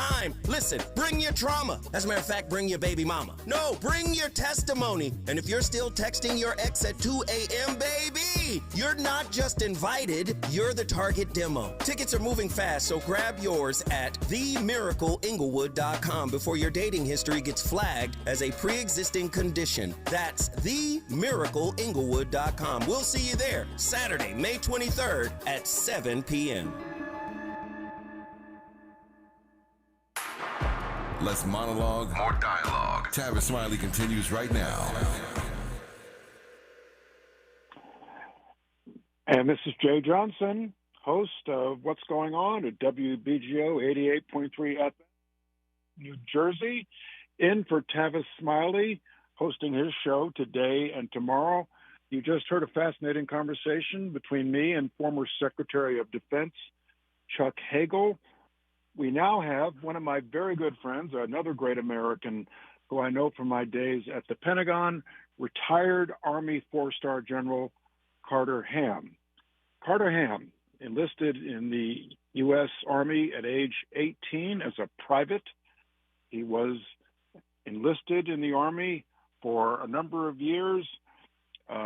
He became an officer, rejoined the Army as an officer on the advice and wisdom of his sergeant major in the Army, went through the ranks of officers in the U.S. Army and retired several years ago as a four-star general. General Carter Ham has served as commander of U.S. Army Europe and served as combatant commander of United States Africa Command, where during his time as commander of U.S. AFRICOM, I'm told he visited every single nation on the continent of Africa. General Carter Ham, thank you for joining me here on Tavis Smiley's talk show. Well, thank you very much, Secretary Johnson. It's great to hear you. I did listen to your conversation with Secretary Hagel, who happened to be my last boss when I was in the military, and I would agree with you. He is a great American, a very thoughtful leader. And if I may be so bold, I know it's very rude to correct the host, but I didn't get to every African country. I got to 42 of the 54. There were a couple that by policy I wasn't allowed to go to because of various U.S. relationship challenges with some of those countries. But and to my great regret, I never got to any of the Indian Ocean African nations. But 42 out of 54 wasn't bad. Well, you know, after a period of time over years, if you don't correct it, folklore becomes fact. But thank you for that fact check.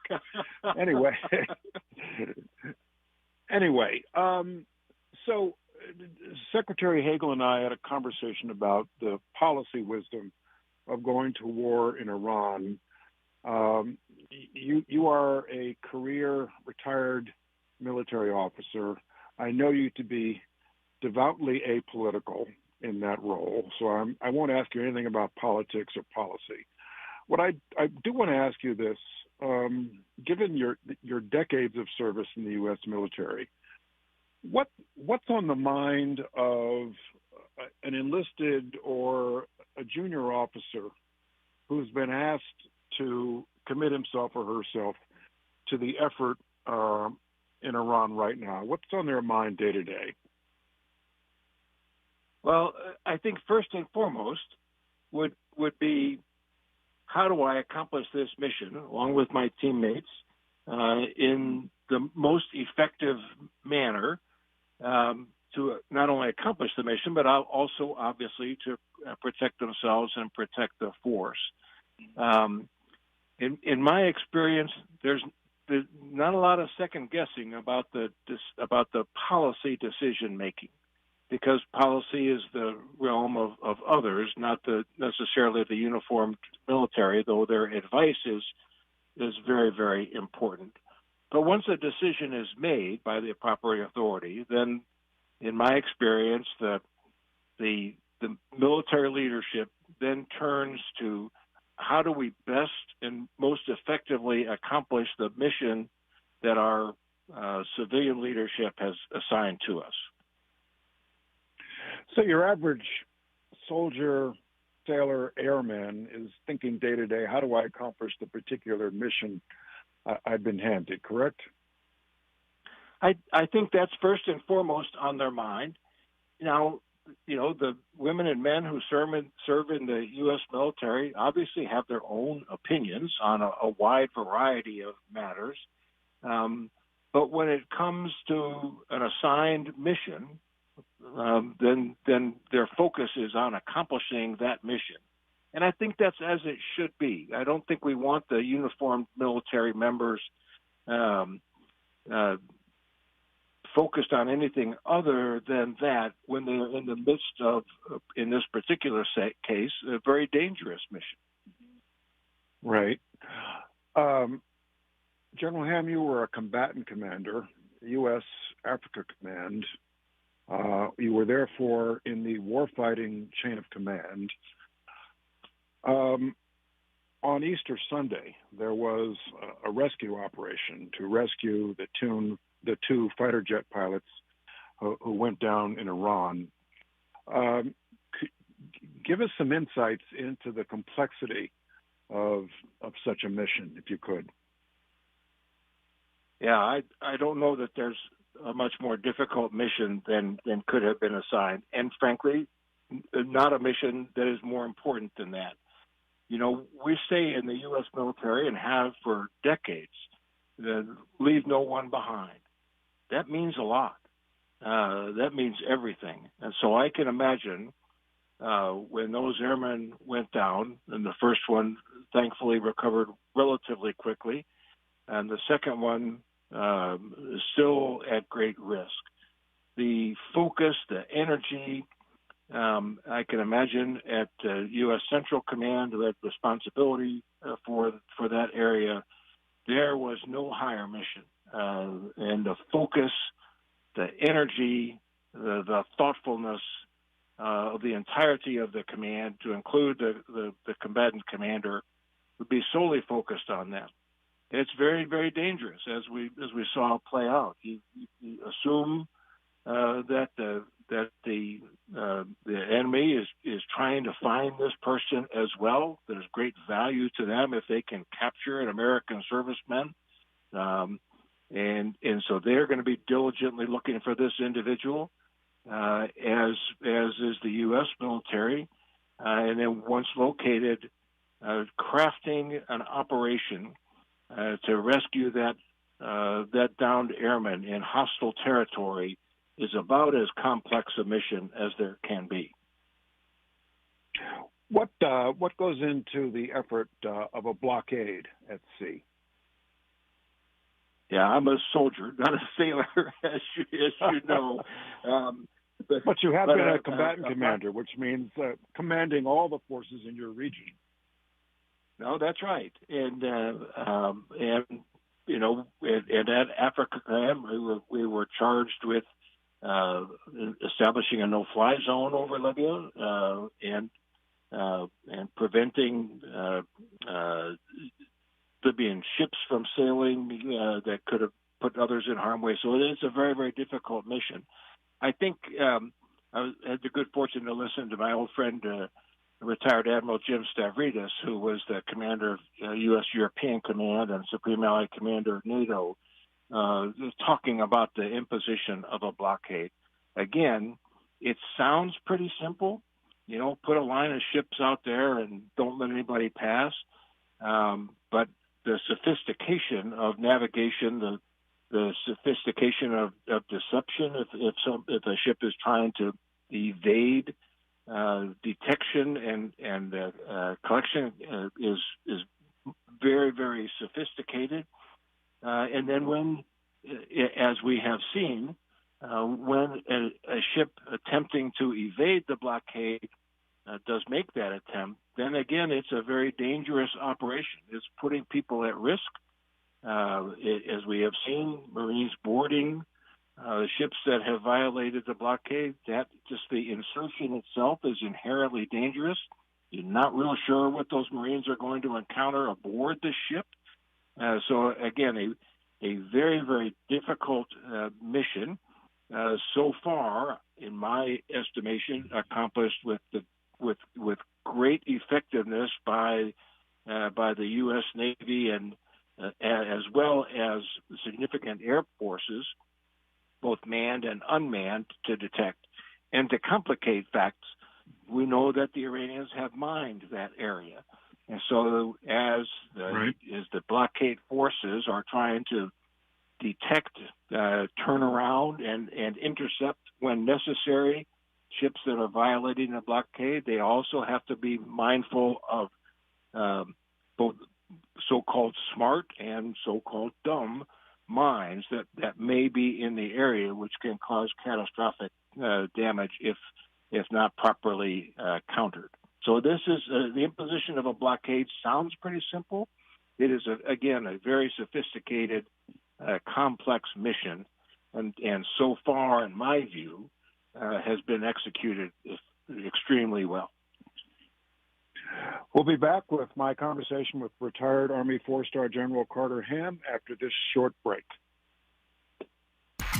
Interrogating and unpacking. That's what we do around here. You're listening to Tavis Smiley. And we're live here outside the Perez family home, just waiting for the... And there they go, almost on time this morning. Mom is coming out the front door strong with a double-arm kid carry. Looks like Dad has the bags. Daughter is bringing up the rear. Oh, but the diaper bag wasn't closed. Diapers and toys are everywhere.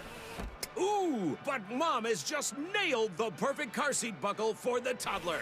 And now the eldest daughter, who looks to be about 9 or 10, has secured herself in the booster seat. Dad zips the bag closed, and they're off. But looks like Mom doesn't realize her coffee cup is still on the roof of the car. And there it goes.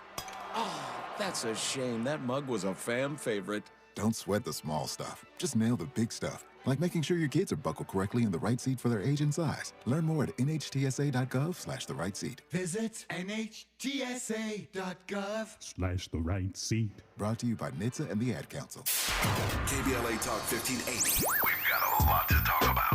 KBLA Talk 1580, connecting you with services and solutions. The Michael's Daughter Foundation is dedicated to inspiring youth and resilience through storytelling, arts, filmmaking, and enrichment programs for youth and families in under-resourced communities and system-impacted individuals. The Michael's Daughter Foundation is a 501c3 nonprofit providing free and low-cost arts programs to youth and families from under-resourced communities, both system-impacted youth and those affected by the incarceration of a loved one. 1 in 43 children in America have a parent incarcerated. 70% of those children are expected to end up in prison. Through filmmaking, animation, theater, and writing, they help young people express themselves, build confidence, and imagine new possibilities. Beyond the arts, they offer financial literacy workshops, emergency support, and scholarships. Because thriving takes more than talent, it takes access. To learn more about the impact of Michael Daughters Foundation and how you can be a part of the movement, please visit their website, michaelsdaughterfoundation.com. This is a community call to action from KBLA Talk 1580.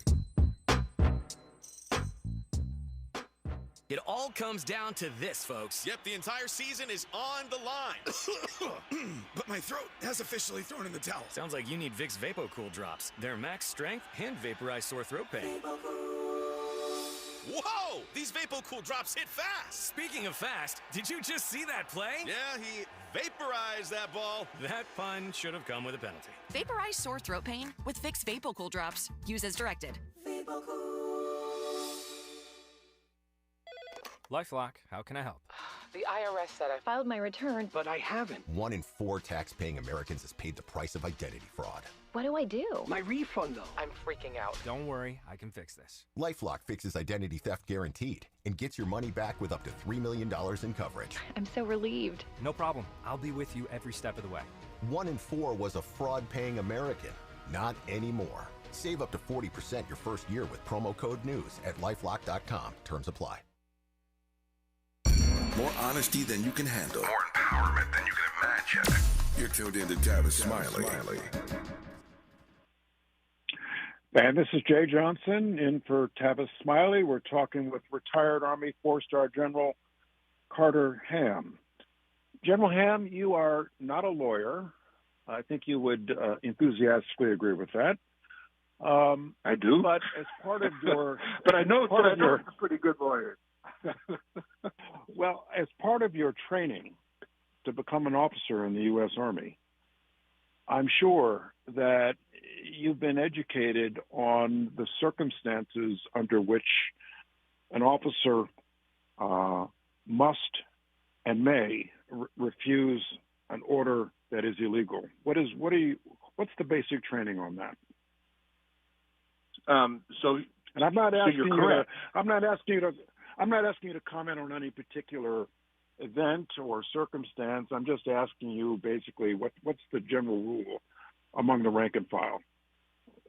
No, I understand completely. But you're right.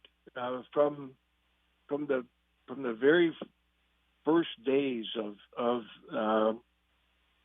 basic training when I enlisted, part of the initial training that every, I'll say soldier, I assume the other services do the same, is you get an admittedly high-level overview, but of the law of land warfare and a service member's, a U.S. service member's individual responsibilities to conduct themselves, particularly at all times, but particularly in combat, according to the laws of land warfare.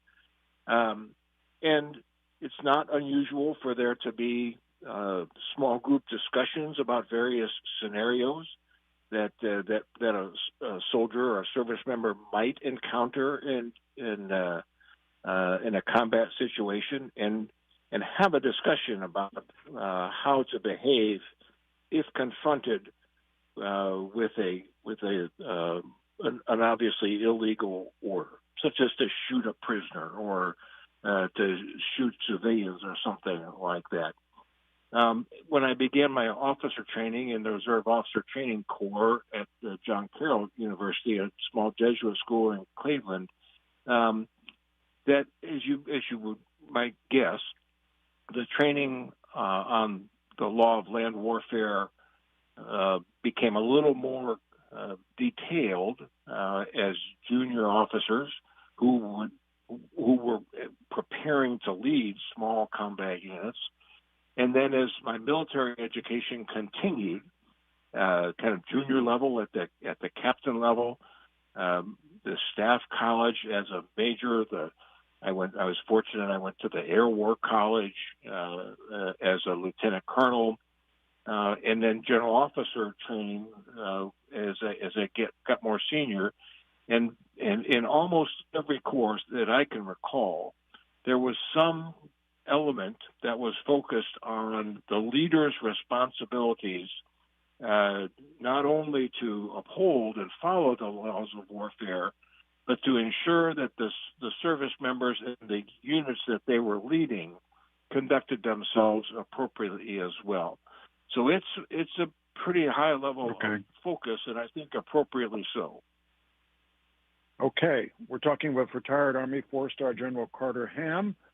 We'll be right back after this short break. For all the freedom-loving folk, this is Tavis Smiley. I feel like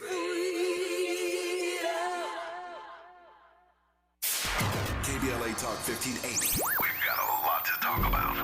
Tired of being locked out of job opportunities and shut down by systemic racism? KBLA Talk 1580 stands with you in fighting for the rights of black workers, and we don't black down. The Los Angeles Black Workers Center is a dynamic alliance of workers, organized labor, community-based organizations, clergy, students, and scholars working collectively to improve the position of the black working class. The LA Black Workers Center takes a comprehensive approach to addressing the black jobs crisis. Their programs promote access to quality jobs, racial equity in hiring and retention, discrimination-free job sites, and they prepare black workers for employment in high-wage career track jobs. The LA Black Workers Center supports workers who need help protecting their rights on the job. They give workers access to quality jobs and remove systemic barriers to employment. And they are advocating for a fair deal for black workers in the new Los Angeles City Charter. To sign up for free career readiness training, get involved in organizing, or learn about union apprenticeship programs and trade registries, please visit lablackworkercenter.org. That's lablackworkercenter.org. Together, we can beat the black jobs crisis and build a more equitable Los Angeles. This is a community call to action from KBLA Talk 1580. I can't believe how spotless my floors look after using the Swiffer Power Mop. No more dragging around a heavy mop and messy bucket. Now I get the same deep clean without all the work. Thanks to the powerful solution and scrubbing pad of the Swiffer Power Mop, dirt and grime don't stand a chance, and I don't break a sweat. Mic drop. Mop drop. Swiffer Power Mop. Swiffer Power Mop. A smarter way to mop. Try it or your money back. Real talent is defined by what people can do, not where they learn to do it. So by stopping at the education section of a resume, you might throw away the perfect hire. You might miss someone who has valuable skills to offer to help your business thrive right now and in the future. Because the truth is this: Skills First Hiring helps you see talent others miss, like more than 70 million stars, skilled through alternative routes. When you let their story unfold, you gain a competitive advantage, because hiring managers who start with skills are 60% more likely to find a successful hire. See the real person, complete. See what others miss. Hire skills first. Learn why it's a competitive advantage at tearthepaperceiling.org. Brought to you by Opportunity at Work and the Ad Council. Helping to make you the most knowledgeable person in your circle of friends. This is Tavis Smiley. And this is Jeh Johnson in for Tavis Smiley. Carter, you and I got to know each other 16 years ago at the Pentagon when you were commander of U.S. Army Europe and I was general counsel of the Department of Defense, and we were both volunteered to lead a working group to study whether or not the U.S. military could then handle the repeal of the law Don't Ask, Don't Tell. This is the year 2010, and you and I spent 10 months studying the issue. We reported essentially that, yes, the military could handle the repeal of Don't Ask, Don't Tell with proper training. We gave that report to the Congress and the President. The law was repealed a few weeks later. The last question I'd like to ask you before we have to end at the top of the hour is, I know you were not looking for that assignment, but what did you learn from that experience? You said it right. We both got volunteered for that mission. It was I was very proud of the work we did and of the team that you and I assembled. I think they did good work. When I started, this was not a subject that I cared a lot about. If you ask me what do I think about gays in the military, I'd say follow the law, which was Don't Ask, Don't Tell at the time. Through the course of our study, what I came to understand that I didn't understand before is that there were women and men in the U.S. military who were gay, who only wanted to serve their country, and they lived in fear that today might be the last day that they were allowed to do that because they might get outed, for lack of a better term, for being gay and then discharged from the service. I didn't understand that when we began our study. And I'm glad that in the repeal of the law, which was not our job, but Congress's job, there's been, as far as I know, almost no adverse repercussions, but only positive repercussions from the repeal of that law. I think it was, in balance, a very good choice for the nation and for our military. Retired General Carter Ham, thank you very much for joining us today. Thank you, Secretary Johnson. It's always good to speak with you.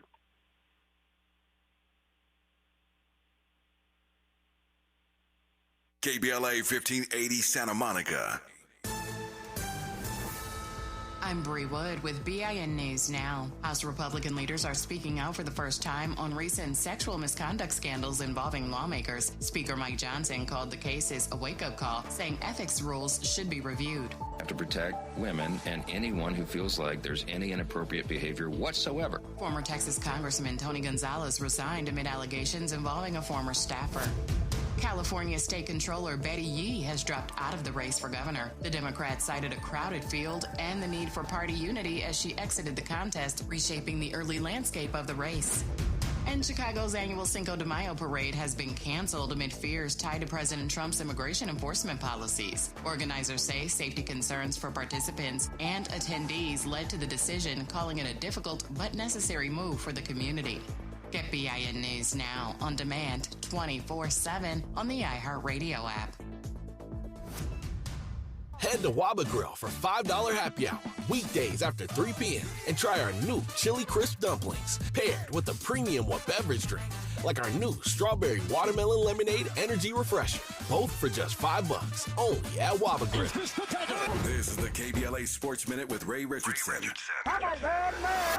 The Lakers are showing signs that they are not as handicapped as people thought they would be without Luka Doncic and Austin Reeves. In their absence Tuesday night, the Lakers got big-time performances from Marcus Smart and Luke Kennard. Throw in a strong game from LeBron, 28 points and 7 assists, and the Lakers put together an impressive 101-94 win over the Houston Rockets. The Lakers are up 2-0 in the best-of-7 first-round playoff series. Game 3 is Friday night in Houston. The Rockets hope to have a game plan by then on what to do with Smart and Kennard. Smart had 25 points, 7 assists, and 5 of the Lakers' 11 steals. Kennard dropped 23 points. In the 2 playoff games against the Rockets, Kennard has scored 49 points. He and Smart combined for 8 of the Lakers' 13 three-pointers. The odds makers in Vegas are quiet this morning. They predicted Houston to win both games. No debates, no speculation, just the info you need. That's your KBLA Sports Minute. I'm Ray Richardson on KBLA Talk 1580. You have something to say, and we want to hear it. KBLA Talk 1580 is engagement radio, not outrage radio. A place where your hopes, your frustrations, and your ideas are welcome 24 hours a day, 7 days a week. Real talk, real people, real Los Angeles. KBLA Talk 1580, the station that sounds like the city looks. Tune in on your AM radio dial at 1580. Download our free KBLA 1580 app or listen live on our website at KBLA1580.com. Unapologetically progressive. Mother, there's too many of you crying. Brother, there's far too many of you crying. You know we gotta find a way to bring some love in here today. Father, we don't need to escalate. War is not the answer, 'cause only love. And this is the Donny Hathaway version of What's Going On. I'm Jeh Johnson, host of the radio show What's Going On WBGO 88.3 FM in Newark, New Jersey, public radio WBGO. I'm guest hosting for Tavis Smiley today and tomorrow on his show. I'm honored that Tavis has asked me to take this role on. We just completed a fascinating conversation with my good friend, retired Army four-star General Carter Ham. Before that, we spoke with former Secretary of Defense Chuck Hagel. And in our first hour of the show, we spoke with former presidential candidate from the Green Party, Dr. Jill Stein. It's all been a fascinating conversation. We have with us now Mike Sargent, who is the founding member of the African American Film Critics Association and the Black Film Critics Circle. We've invited Mike here to assess the impact and review the new movie about Michael Jackson called Michael, which was premiered just last week in Michael Jackson's hometown of Gary, Indiana. Michael is portrayed in the film by his nephew, Jafar Jackson, son of Jermaine Jackson. I, of course, I grew up with the Jackson Five. I'm just about the same age that Michael Jackson would be if he were alive today. My favorites were I'll Be There, All I Do Is Think of You. The movie has received mixed reviews from what I could see. Mike Sargent, thank you for joining us today. Thank you for having me. Okay, so have you seen the movie Michael? I have seen the film. Yes, I did. And what did you think? Well, I think several things. I think this is a film that will be somewhat polarizing. I think it's as good as a Michael Jackson film could possibly be, considering the controversy that surrounded him. He was here. I think that it's done some smart things. I'm not sure how much you know about the history of the film, but originally the film was going to include the controversies and the accusations, and it was actually going to open with that. But it turns out that there were stipulations in the legal agreement between him and his young accuser that couldn't be depicted. No one could say anything. So they had to go back and spend $10 to $50 million of reshoots. So this film is not a cradle-to-grave documentary, but it's a film that shows him from being a little kid in the Jackson 5 all the way up to releasing Bad, just before he's about to do his tour for Bad. And I think the film is very strong. I think people, if you want to delve into all the dark side of Michael, there's a documentary you can see. But this is not that. And I don't think people really want to go pay to sit in the movie theater to see that. This is about a genius, how he did what he did, some of the demons that haunted him or that would come to haunt him, and what his creative process was. But the thing I think that probably stands out the most is Jafar Jackson, who is the son of Jermaine Jackson, who plays Michael. It's an amazing performance. It is the movie. The movie would be nothing without him. And as much as I'm a fan of Antoine Fuqua, who's the director, and John Logan, who's the screenwriter, which was an interesting choice considering he wrote Gladiator and The Aviator, I think that this film does justice to an icon, and I think, like, many will be divided, but I think many were divided when he was alive during those accusations. So, in a nutshell, that's what it's on. You make a good point. The nephew was portraying not just a public figure, but somebody who was an entertainer, who was an awesome dancer, and many of us have a contemporary memory of Michael Jackson. So I'm sure taking on the role was a challenge. And I understand that the family had a big role in producing the film. Is that correct? Yes, they did. As a matter of fact, all of the family, with the exception of his daughter, were behind the film. His brothers are all listed as producers in the film. And it is about Michael, and it is about how he became who he is. And I think smartly, one of the things that it does is it sort of lays the groundwork for things that you later hear about. You know, why he, let's just say, in some ways had an arrested development and maybe related to children more than he did to adults, and how lonely he was and what music was for him. All those things are in there. And I think, who knows, unless you were there, how much is accurate and how much was left out. But it is a cohesive story, and a lot of it makes sense.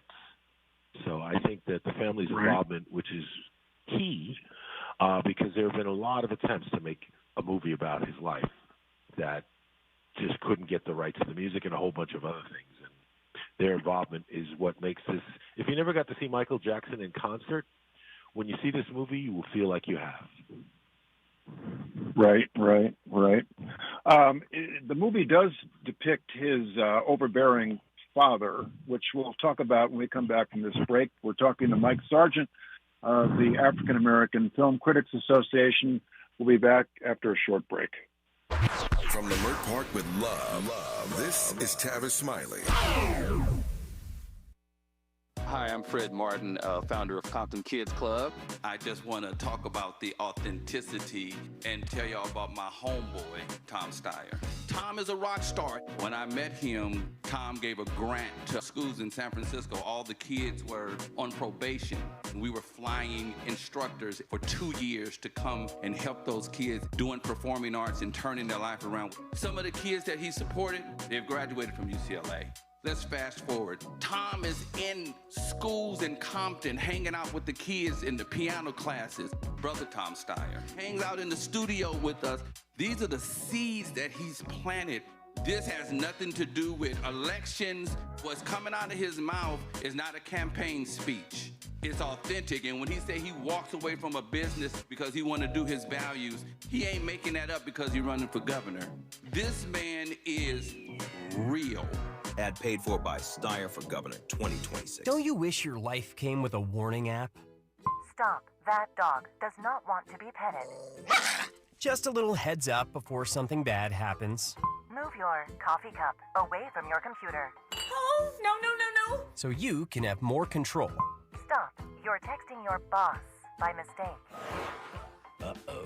Well, life doesn't always give you time to change the outcome, but prediabetes does. With early diagnosis and a few healthy changes like managing your weight, getting active, stopping smoking, and eating healthier, you can stop prediabetes before it leads to type 2 diabetes. It's easy to learn your risk. Take the 1-minute test today at doihaveprediabetes.org. Warning, the cap is loose on that catch-up. Ugh. Don't wait. You have the power to change the outcome. Visit doihaveprediabetes.org today. That's doihaveprediabetes.org. Brought to you by the Ad Council and its prediabetes awareness partners. The joint will be jumping.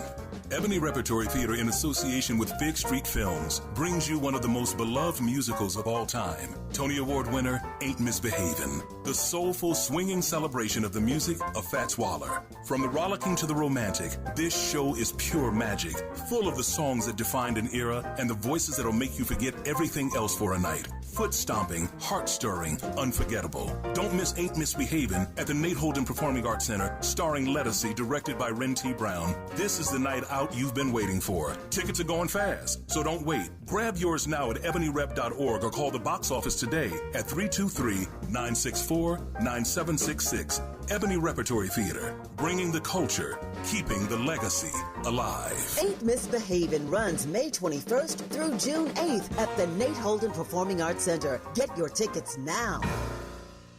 Made fresh daily in the Mert Park, Los Angeles, California. You're listening to Tavis Smiley. This is Jeh Johnson in for Tavis Smiley. We're talking to Mike Sargent, founding member of the African American Film Critics Association, about a recently released movie, Michael, about the life of Michael Jackson. Mike, let me ask you this. I have not seen the movie. You have. My understanding is that his father is well depicted in the movie as someone who was overbearing, cruel. Is the implication, having seen the movie, that somehow this was the basis for the darker chapters in Michael Jackson's life? I think there are a few things I'll say to that, and I just got to correct you. I am a founding member of the African American Film Critics Association, but I'm also a founding member and the co-president of the Black Film Critics Circle. But Coleman Domingo plays Joe Jackson, and it is very easy to take a character like Joe Jackson and turn him into sort of a cartoonish villain. And I think that it smartly doesn't do that. I think part of that has to do with the script, part of that has to do with Coleman Domingo's performance, and part of that has to do with how it was directed. It is clear the impact that he had on his son, and it is clear the impact that he had on his family, and it is clear that he was a very abusive parent in many ways. But I think like any good film, and we have to take the universe of Michael Jackson that we're viewing here as just a film. If he didn't exist, there's a biopic. So whatever's made up, you have to understand and humanize these characters, understand their motivation. So you do understand Joe Jackson's motivation, why he was so driven and why potentially he was so hard on his children. It doesn't mean it doesn't forgive what he's done, and it doesn't so much sympathize with him, but you definitely come away, and I think everybody, especially Michael and his father, because it largely, those are the two characters that have probably come away the strongest. Their conflict, how they affected each other, comes through, and I think that Coleman Domingo gives a really nuanced and strong performance and humanizes someone who rightfully has been vilified as well. Right. Interesting.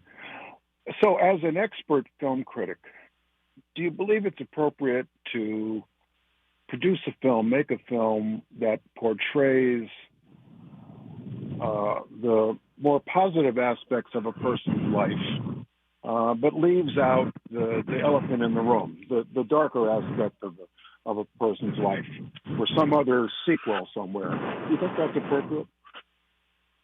Well, appropriate's an interesting word, because you could ask this question of any biopic, and let's just use recently the Elvis biopic, where there are a lot of aspects of Elvis's life, marrying a child and all these things that you could really criticize, but those weren't the things that are emphasized.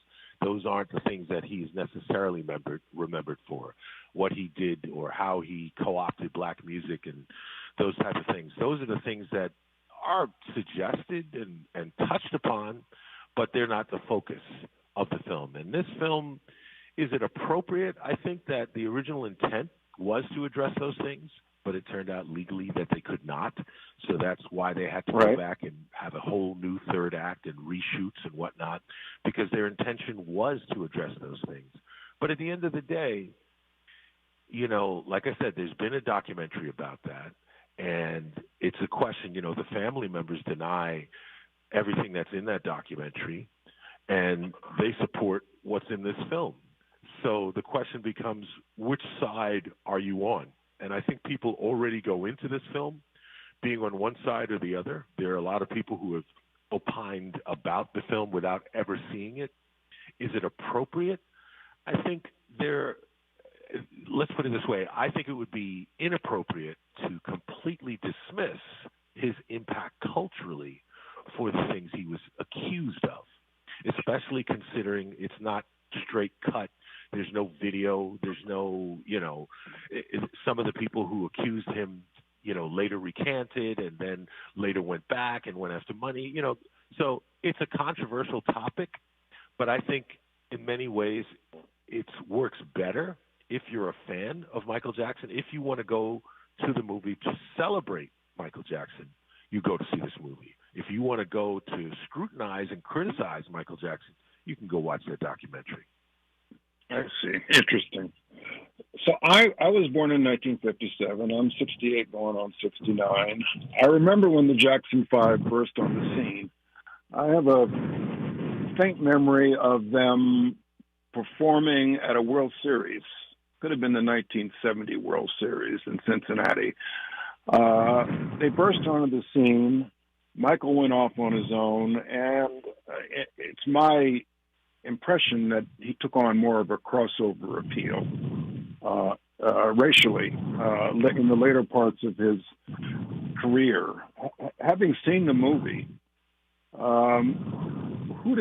what audience do you think the movie speaks to? Does it speak to an African-American audience or a broader audience? What do you think?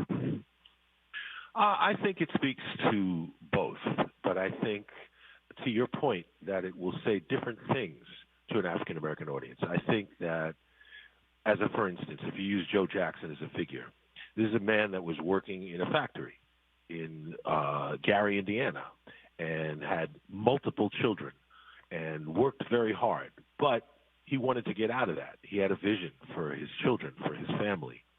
And I think that it's very easy, if you're not black, if you're not a father, to see that character very differently. So I think Michael Jackson, and he believed this, music is a universal language. And what he did with his music and the impact to this day he still has on music worldwide cannot be denied. So I think that, yes, this is for, there are a number of things like, breaking the barriers on MTV and whatnot, and getting and changing how music videos were seen. There are a lot of things he did that impact everybody and that nobody can deny.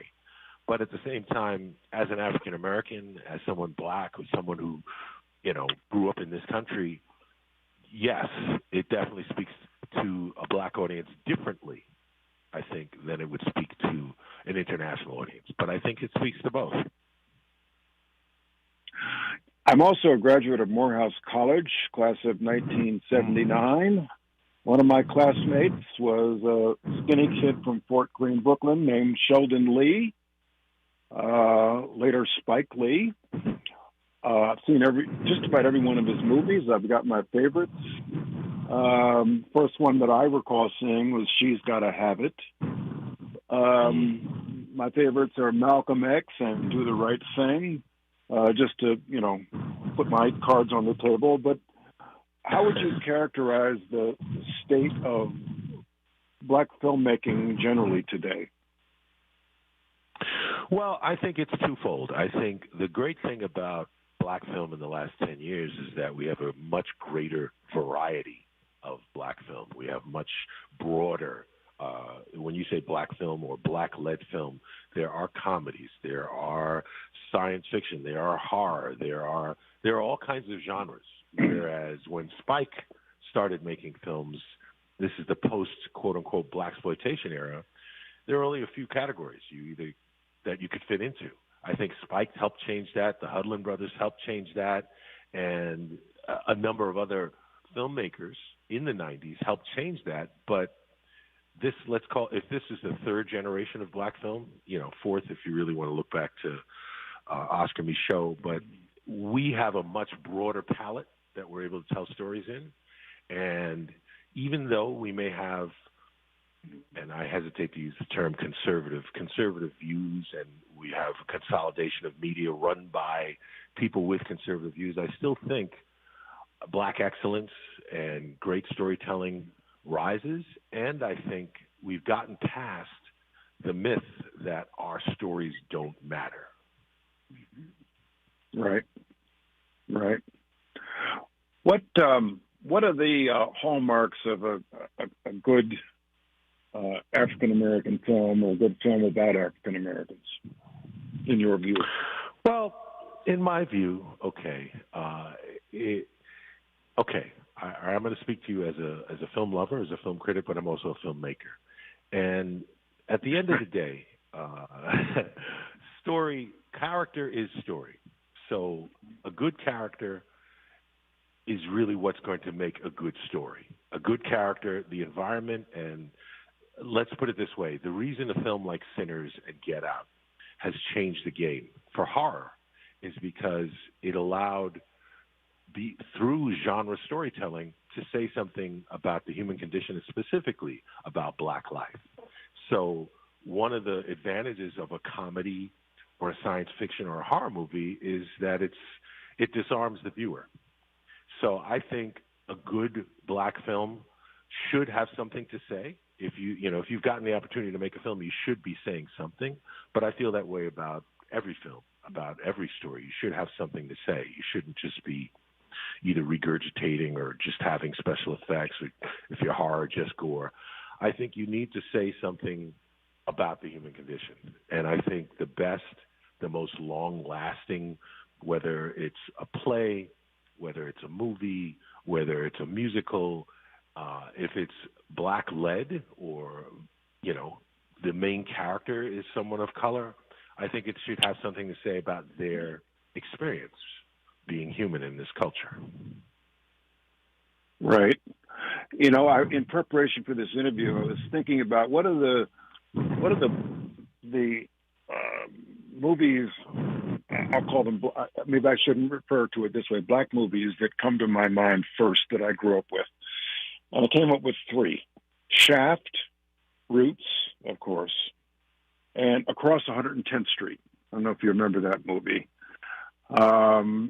Each in their own way, I thought were terrific movies, but in some respects, did they play to some sort of stereotype in your view?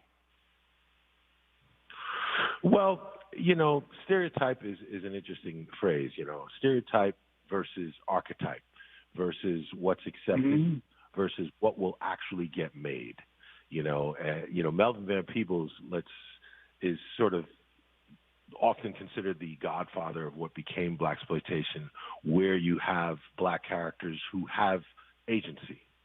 And I think Shaft, Across 110th Street, Roots, these are all films about Black characters who either had to overcome adversity to have agency or were dealing with adversity and fighting for their own agency. And I think that's what makes them so memorable, because no one else can tell this story, even though many quote-unquote blaxploitation films were not necessarily written or directed by Black folks, but the ones that were are the ones that you remember.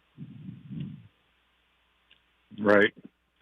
Guess Who's Coming to Dinner, made in 1968, as I recall. Why was that such a big hit, in your view? I think it was a big hit because it defied convention.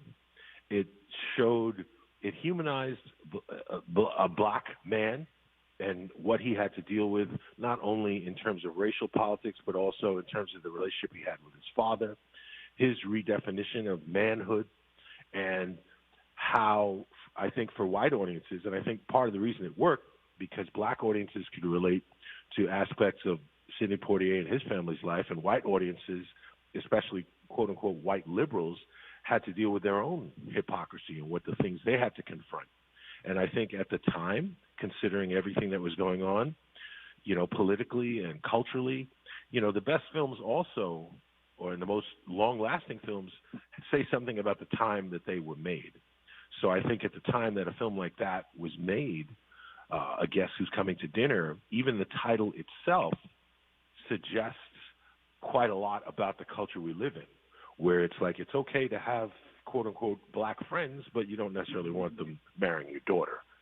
So I think at the time it was, and if I believe it was 68, it was only a few years after it had been illegal for interracial marriage. So for a film to confront those type of issues was groundbreaking. And it also starred, you mentioned Michael Jackson having crossover appeal.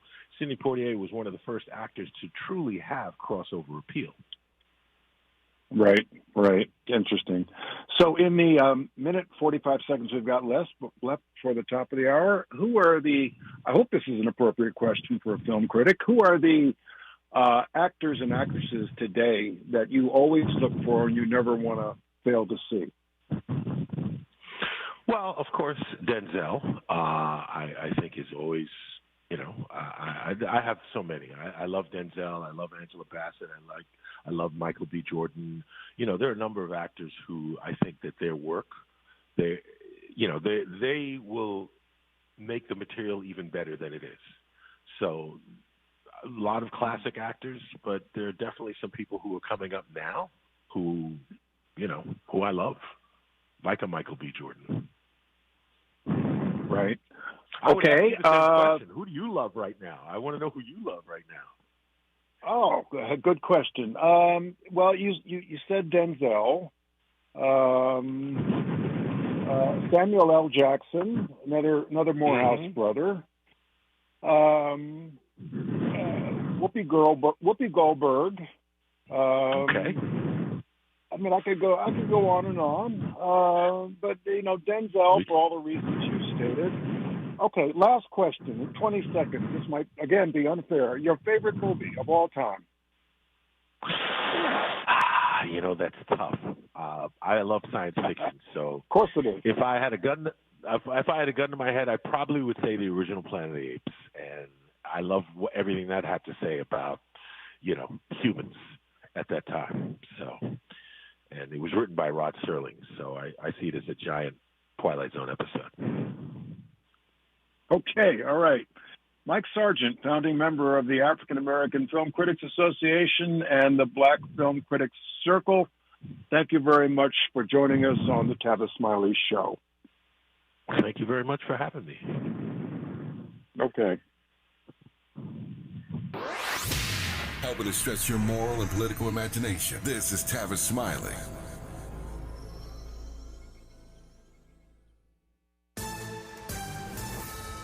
I'm Bree Wood with BIN News Now. House Republican leaders are speaking out for the first time on recent sexual misconduct scandals involving lawmakers. Speaker Mike Johnson called the cases a wake-up call, saying ethics rules should be reviewed.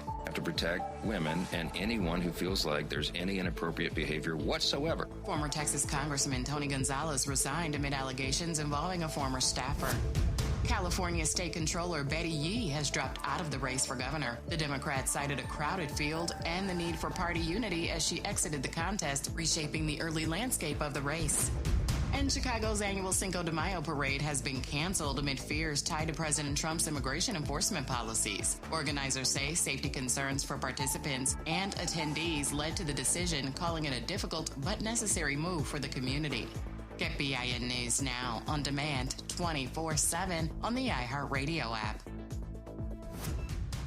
Head to Waba Grill for $5 happy hour weekdays after 3 p.m. and try our new Chili Crisp dumplings paired with a premium beverage drink like our new Strawberry Watermelon Lemonade Energy Refresher, both for just $5 only at Waba Grill.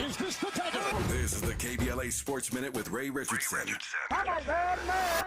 The Lakers are showing signs that they are not as handicapped as people thought they would be without Luka Doncic and Austin Reeves. In their absence Tuesday night, the Lakers got big-time performances from Marcus Smart and Luke Kennard. Throw in a strong game from LeBron, 28 points and 7 assists, and the Lakers put together an impressive 101-94 win over the Houston Rockets. The Lakers are up 2-0 in the best-of-7 first-round playoff series. Game 3 is Friday night in Houston. The Rockets hope to have a game plan by then on what to do with Smart and Kennard. Smart had 25 points, 7 assists, and 5 of the Lakers' 11 steals. Kennard dropped 23 points. In the 2 playoff games against the Rockets, Kennard has scored 49 points. He and Smart combined for 8 of the Lakers' 13 three-pointers. The odds makers in Vegas are quiet this morning. They predicted Houston to win both games. No debates, no speculation, just the info you need. That's your KBLA Sports Minute. I'm Ray Richardson on KBLA Talk 1580. In a world full of noise, one station keeps it real. KBLA Talk 1580, where the conversation goes deeper, the voices sound like yours, and the issues that matter most to our community take center stage. Progressive, powerful, unapologetically us. Whether you're driving through the city or tuning in from your home or office, join the public square. KBLA Talk 1580, your home for talk that enlightens, encourages, and empowers. Listen live on our free KBLA 1580 app, on our website at KBLA1580.com, or on your radio dial at 1580 AM. Unapologetically progressive. We love America in spite of, not because of. And that's the deepest kind of love. This is KBLA Talk 1580. Sing along to all your favorites when multi-Grammy winners Lady A take over Fantasy Springs Resort Casino May 16th for a night of non-stop country hits. Tickets on sale now at FantasySpringsResort.com. When your car is making a strange noise, no matter what it is, you can't just pretend it's not happening. That's an interesting sound. It's like your mental health. If you're struggling and feeling overwhelmed, it's important to do something about it. It can be as simple as talking to someone in your community, or just taking a deep, calming breath when you need it. For mental health resources, check out loveyourmindtoday.org. At loveyourmindtoday.org, you'll find information that may help you get through a tough time. Things like tips for dealing with stress, how to navigate difficulties like financial worries, anger, substance use, and more. You can also find real stories of how people navigated their own mental health challenges. Because once you start to address the problem, you can go so much further. Visit loveyourmindtoday.org. That's loveyourmindtoday.org. Brought to you by the Huntsman Mental Health Institute and the Ad Council. Getting around LA doesn't have to cost a lot. Metro has fares that fit every budget. 20 free rides for qualified riders through the Life Fare program. Free passes for students with GoPass and affordable options for everyone in between. Wherever you're going, Metro's got you covered. Visit metro.net/fare programs. Download to see if you qualify. Not all customers will qualify. Transfer fees may apply. No Albert subscription required. Albert is not a bank. Albert Instant Loans are issued by FinWise Bank, member FDIC. Not an actual client. Terms apply. Kylie, what's wrong? I just got hit with a car repair bill. I'm behind on rent, and I feel like I can never save any money. Have you tried the Albert app? Albert is your financial assistant, helping you find ways to save and create custom budgets to actually grow your money. Plus, you can get up to $10,000 for big expenses, or advance up to $1,000 fast when you need cash right away. Albert can get me up to $10,000? Exactly. Albert spots you in a pinch and helps you grow your money in the long run. I'm downloading Albert right now. Download the Albert app and use promo code BOOST to borrow up to $10,000 for whatever you need. The Albert app helps you budget better and save more money, so you reach your financial goals faster. Download the Albert app right now and use promo code BOOST to borrow up to $10,000. Use code BOOST to borrow up to $10,000. It all comes down to this, folks. Yep, the entire season is on the line. But my throat has officially thrown in the towel. Sounds like you need Vicks VapoCool drops. They're max strength and vaporize sore throat pain. Whoa! These VapoCool drops hit fast! Speaking of fast, did you just see that play? Yeah, he vaporized that ball. That pun should have come with a penalty. Vaporize sore throat pain with Vicks VapoCool drops. Use as directed. LifeLock, how can I help? The IRS said I filed my return, but I haven't. 1 in 4 tax-paying Americans has paid the price of identity fraud. What do I do? My refund, though. I'm freaking out. Don't worry, I can fix this. LifeLock fixes identity theft guaranteed and gets your money back with up to $3 million in coverage. I'm so relieved. No problem. I'll be with you every step of the way. 1 in 4 was a fraud-paying American. Not anymore. Save up to 40% your first year with promo code NEWS at LifeLock.com. Terms apply. Let's get back to more of this rich dialogue with Tavis Smiley.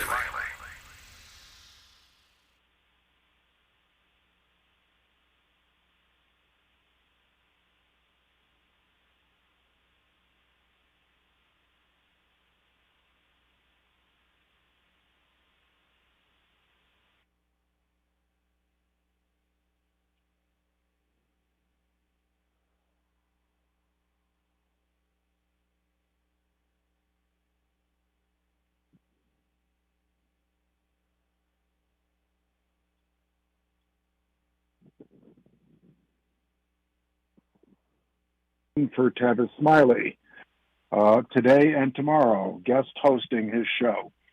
We have next as our guest Aaron Regunberg, who is the co-host of Fighting Fascism, a new podcast by The Nation magazine. It's about the history of fascist takeovers, the conditions that enabled them, and the resistance movements that defeated them, drawing lessons for today's fight against MAGA. Mr. Regunberg, thank you for joining us here on the Tavis Smiley Show. Hi, it's great to be here. Sorry for the little delay there. I'm a guest host, a little bumpy. So in this podcast, you talk about the circumstances of fascist takeovers, the conditions that enabled them, and the resistance movements that defeated them. Let me begin with this question. What are the underlying circumstances that lead to fascism, fascist takeovers? Well, you know, looking back at the 20th century and the state takeovers by fascist movements that occurred, there was always a discontent among the public, right? There's I think you can see a through line where when people are starting to feel frustrated with the system, starting to feel like it's not working for them, starting to feel like, the rules are rigged, and it starts to feel like democracy is not working. It's not doing anything for whatever the particular folks that are aggrieved might feel. And so that creates an opening where strongmen with authoritarian, goals can come in and say, as Trump said, I am your voice, right? I am your retribution. And when people are feeling angry, and it's often justified anger, right? It's often, in some ways, systems really are not working. But when the liberal order sort of fails to provide the solution, it creates this opening. And I think that's what we've seen in the past, and I think that's what we saw in this country. Yes. How much of that can be immigration into a country? Well, I think immigration, obviously played a key role in the United States as far as the scapegoat, the other that Trump and the MAGA movement was able to point to say, this is the problem here. And I think that is why, for us, sort of the thesis of our show is that the antidote to that kind of right-wing authoritarianism is to channel people's, legitimate frustration and anger towards the actual forces that are really that are actually harming them. Right? It's not an immigrant who's making your life worse, who's lost your pension, who's made it so that your wages didn't go up for years. And so I think for us, our thesis is that a genuine economic populism is an antidote to the kind of authoritarianism that we're seeing right now. Right, you're right.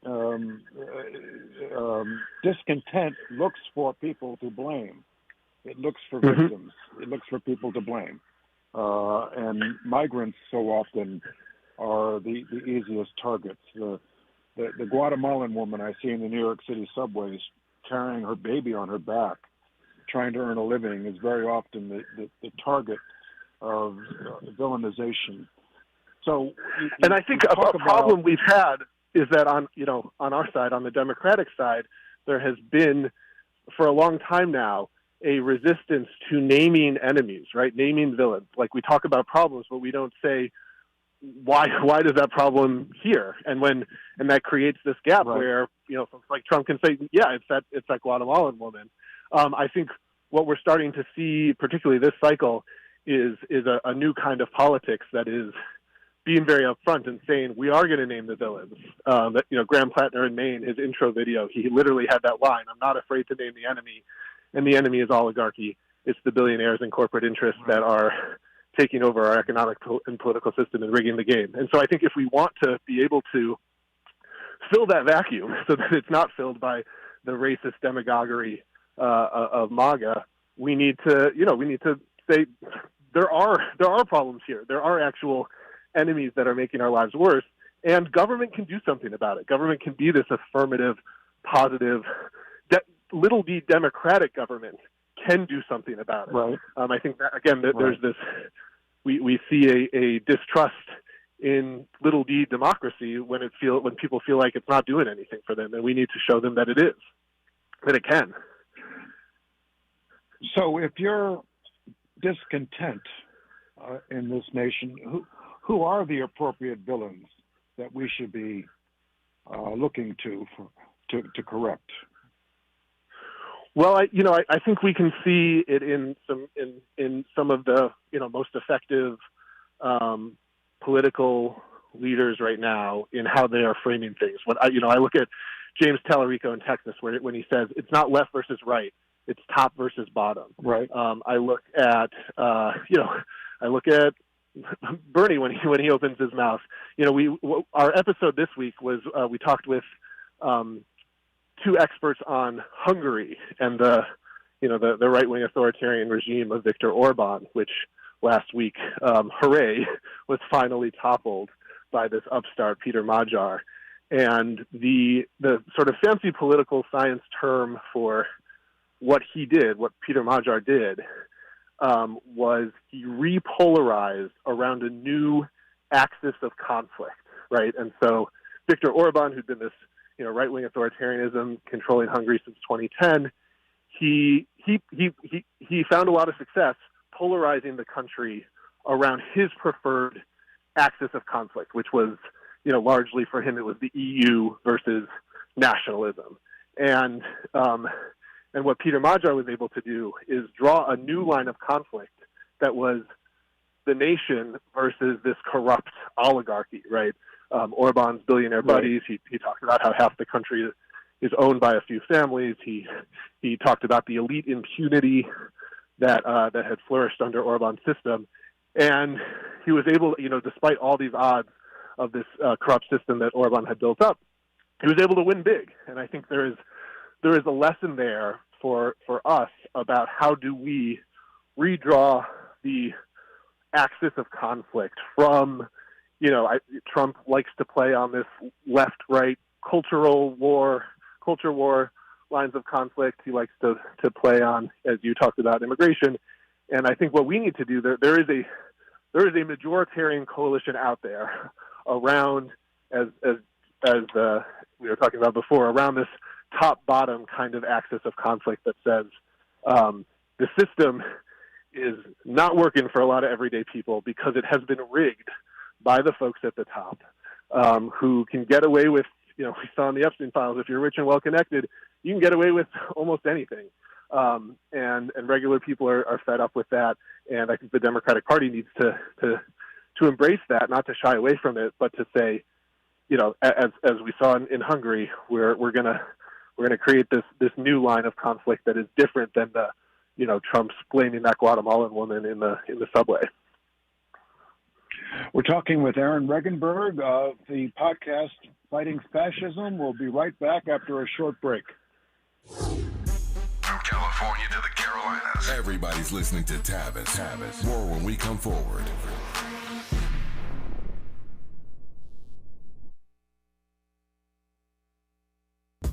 Hi, I'm Zoe Williams, host of The Voice of Reason, weeknights at 7 p.m. here on KBLA Talk 1580, with a personal invitation for you to join me and Insight.me as we present The Healing Box, live at Inglewood's world-famous Miracle Theater, Saturday evening, May 23rd at 7 p.m. Look, I understand your attachment style has been running your life like a rogue algorithm, and nobody has had the courage to press pause. Until now, Dr. Bakoya McCall and yours truly are curating a night where clinicians, spiritualists, and an all-star panel of Black woman healers like Dr. Shalonda Sunshine Crawford, Dr. Jeh Johnson, and spiritualist Precious McGill will join some amazing spoken word artists and the legendary comedian Louis Dix to diagnose, disrupt, and heal your relational wreckage in real time. Listen, bring your trauma. As a matter of fact, bring your baby mama. No, bring your testimony. And if you're still texting your ex at 2 a.m., baby, you're not just invited, you're the target demo. Tickets are moving fast, so grab yours at themiracleinglewood.com before your dating history gets flagged as a pre-existing condition. That's themiracleinglewood.com. We'll see you there Saturday, May 23rd at 7 p.m.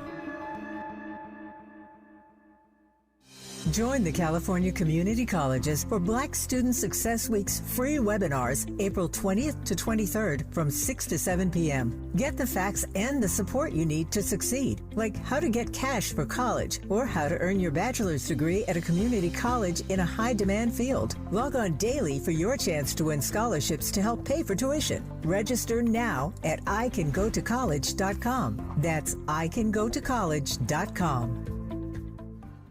And we're live here outside the Perez family home, just waiting for the... And there they go, almost on time this morning. Mom is coming out the front door strong with a double-arm kid carry. Looks like Dad has the bags. Daughter is bringing up the rear. Oh, but the diaper bag wasn't closed. Diapers and toys are everywhere. Ooh, but Mom has just nailed the perfect car seat buckle for the toddler.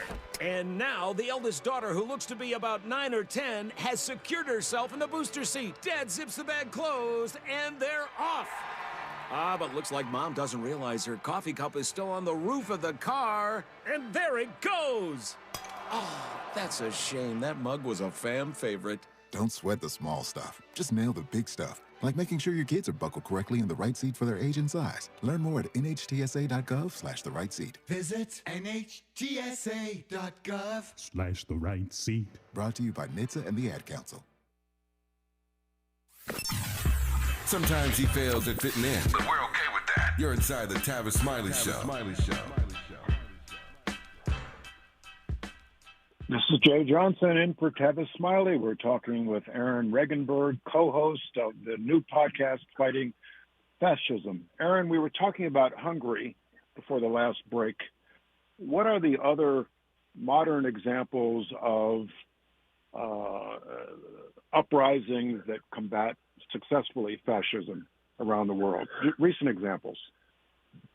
One, since we just talked about the super recent Hungary, one that's looking back a little further, but is a little closer to home. Our episode coming out next week, drops Monday, is with Eric Rauschway, who's the sort of preeminent historian of FDR and the New Deal.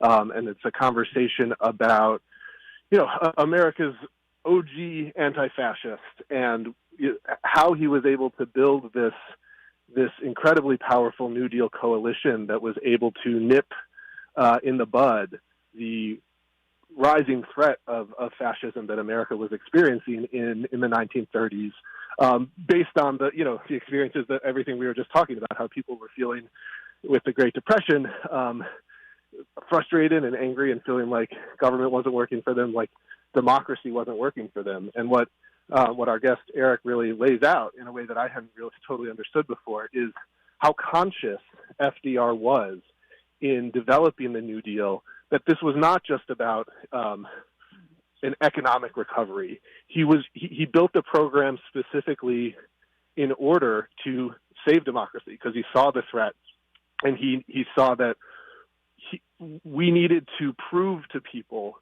that democracy could work for them. And so when he created the programs of the New Deal, they were about, making a material impact in people's lives, showing them that the government could actually help. And again, I think there are some important lessons there for Democrats. I think there's sometimes a sort of running away from the idea of big government, running away from the idea that government should be active and making a real impact in people's lives. And, I think people are hungry for a government that is actually going to stand up and fight for them and make a material impact in their lives. We're talking about the domestic situation. Minneapolis in December, January, civilians, people on the streets, rose up against ICE. And even Donald Trump recognized he had to change the policy and approach there. Is that an example of what you're talking about? I think that is our greatest example of a real victory against Trumpism that we've had in this term so far. It was, obviously there aren't words for how inspiring it was to see regular people coming together to defend their neighbors. And I think that and Trump, they thought that they were going to go in there and it was going to work to their credit. And it didn't. It didn't look good, right? It was regular. They thought it was going to look like radicals, who are protesting. No, it was hockey moms, right? It was Lutherans coming in after church. And I think that there's another lesson there in how we fight fascism that was motivating people there in Minneapolis. When you talk to folks who were really involved, it was not so much these sort of big abstract ideas. It was like, I love my neighborhood and I love my neighbors, and I don't want my neighbors to feel scared. There was a video that went kind of viral that I remember. It was not in Minneapolis, but it was at an anti-ICE protest with someone in New Jersey, and he was just like a a dude's dude. He had on a baseball cap. He did not look like a normal protester. And he said, "This is my first protest, and I'm out here because I saw children running away from our government." Okay, we'll go to one more break and come right back. Thank you. This is getting good. Yeah, man. Tavis Smiley continues when we come forward.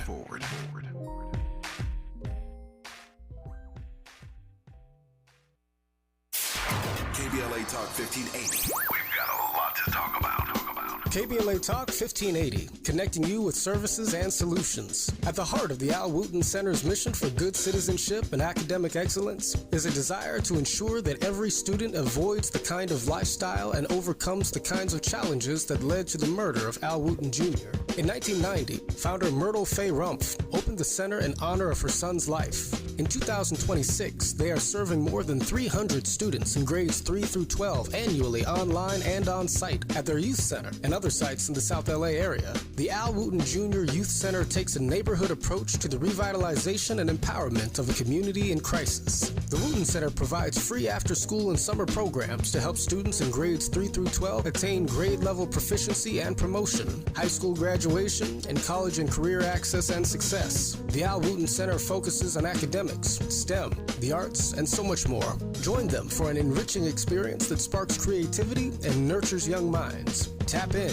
at wootencenter.org. That's wootencenter.org. This is a community call to action from KBLA Talk 1580. KBLA Talk 1580. We've got a lot to talk about.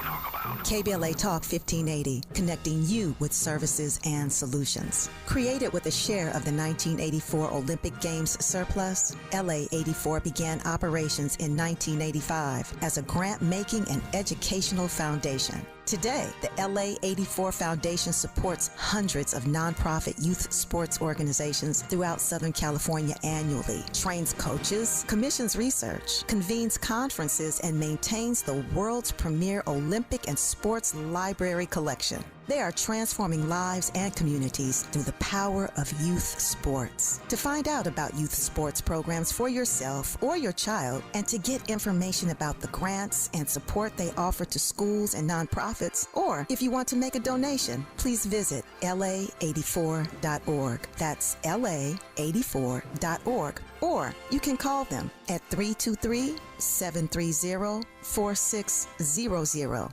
This is a community call to action from KBLA Talk 1580.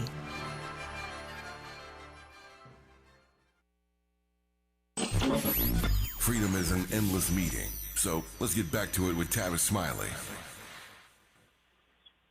This is Jeh Johnson in for Tavis Smiley. We're talking with Aaron Regunberg, co-host of the new podcast, Fighting Fascism. Aaron, in the 2 minutes we have left before the top of the hour, we're talking about making change, how to bring about change. I think of the images of school kids being hosed in Birmingham, Alabama, the images of marchers on the Edmund Pettus Bridge, George Floyd, Renee Good, Alex Preddy. They all have in common newsreel, photos, images, videos. Is that what it takes to move public opinion in our democracy, in your view? Well, I think you're absolutely right that the idea of nonviolent civil disobedience from the lunch counters to Minneapolis, it is to force the system to show its violence, right? That's what we saw with Alex Preddy. Is we've got this incredibly unjust system, and people putting their lives on their bodies on the line. It demonstrates that in a way that it's harder for people to ignore. I think it is a challenge for our movement that the information ecosystem has been so polluted with AI, with fake stuff now.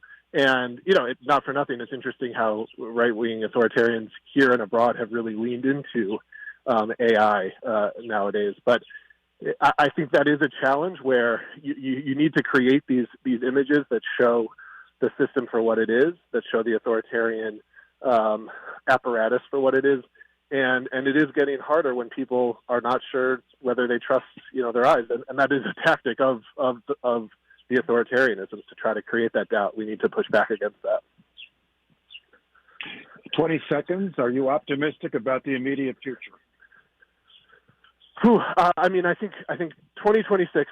I think we're certainly gonna take back at least one house, and I'm so thankful for the voters of Virginia and the leaders of Virginia who had a big win yesterday. I think 2028. That's when we really need to have our house in order, because that's when we're going to have big turnout, working class voters, the kinds of folks that the Democratic Party has been losing. By 2028, we need to have, I think, incorporated some of these lessons if we are going to win back that coalition that has been slipping from us. Aaron Regunberg, thank you very much for joining us. It's been Jeh Johnson in for Tavis Smiley. See you tomorrow. KBLA 1580 Santa Monica. I'm Bree Wood with BIN News Now. House Republican leaders are speaking out for the first time on recent...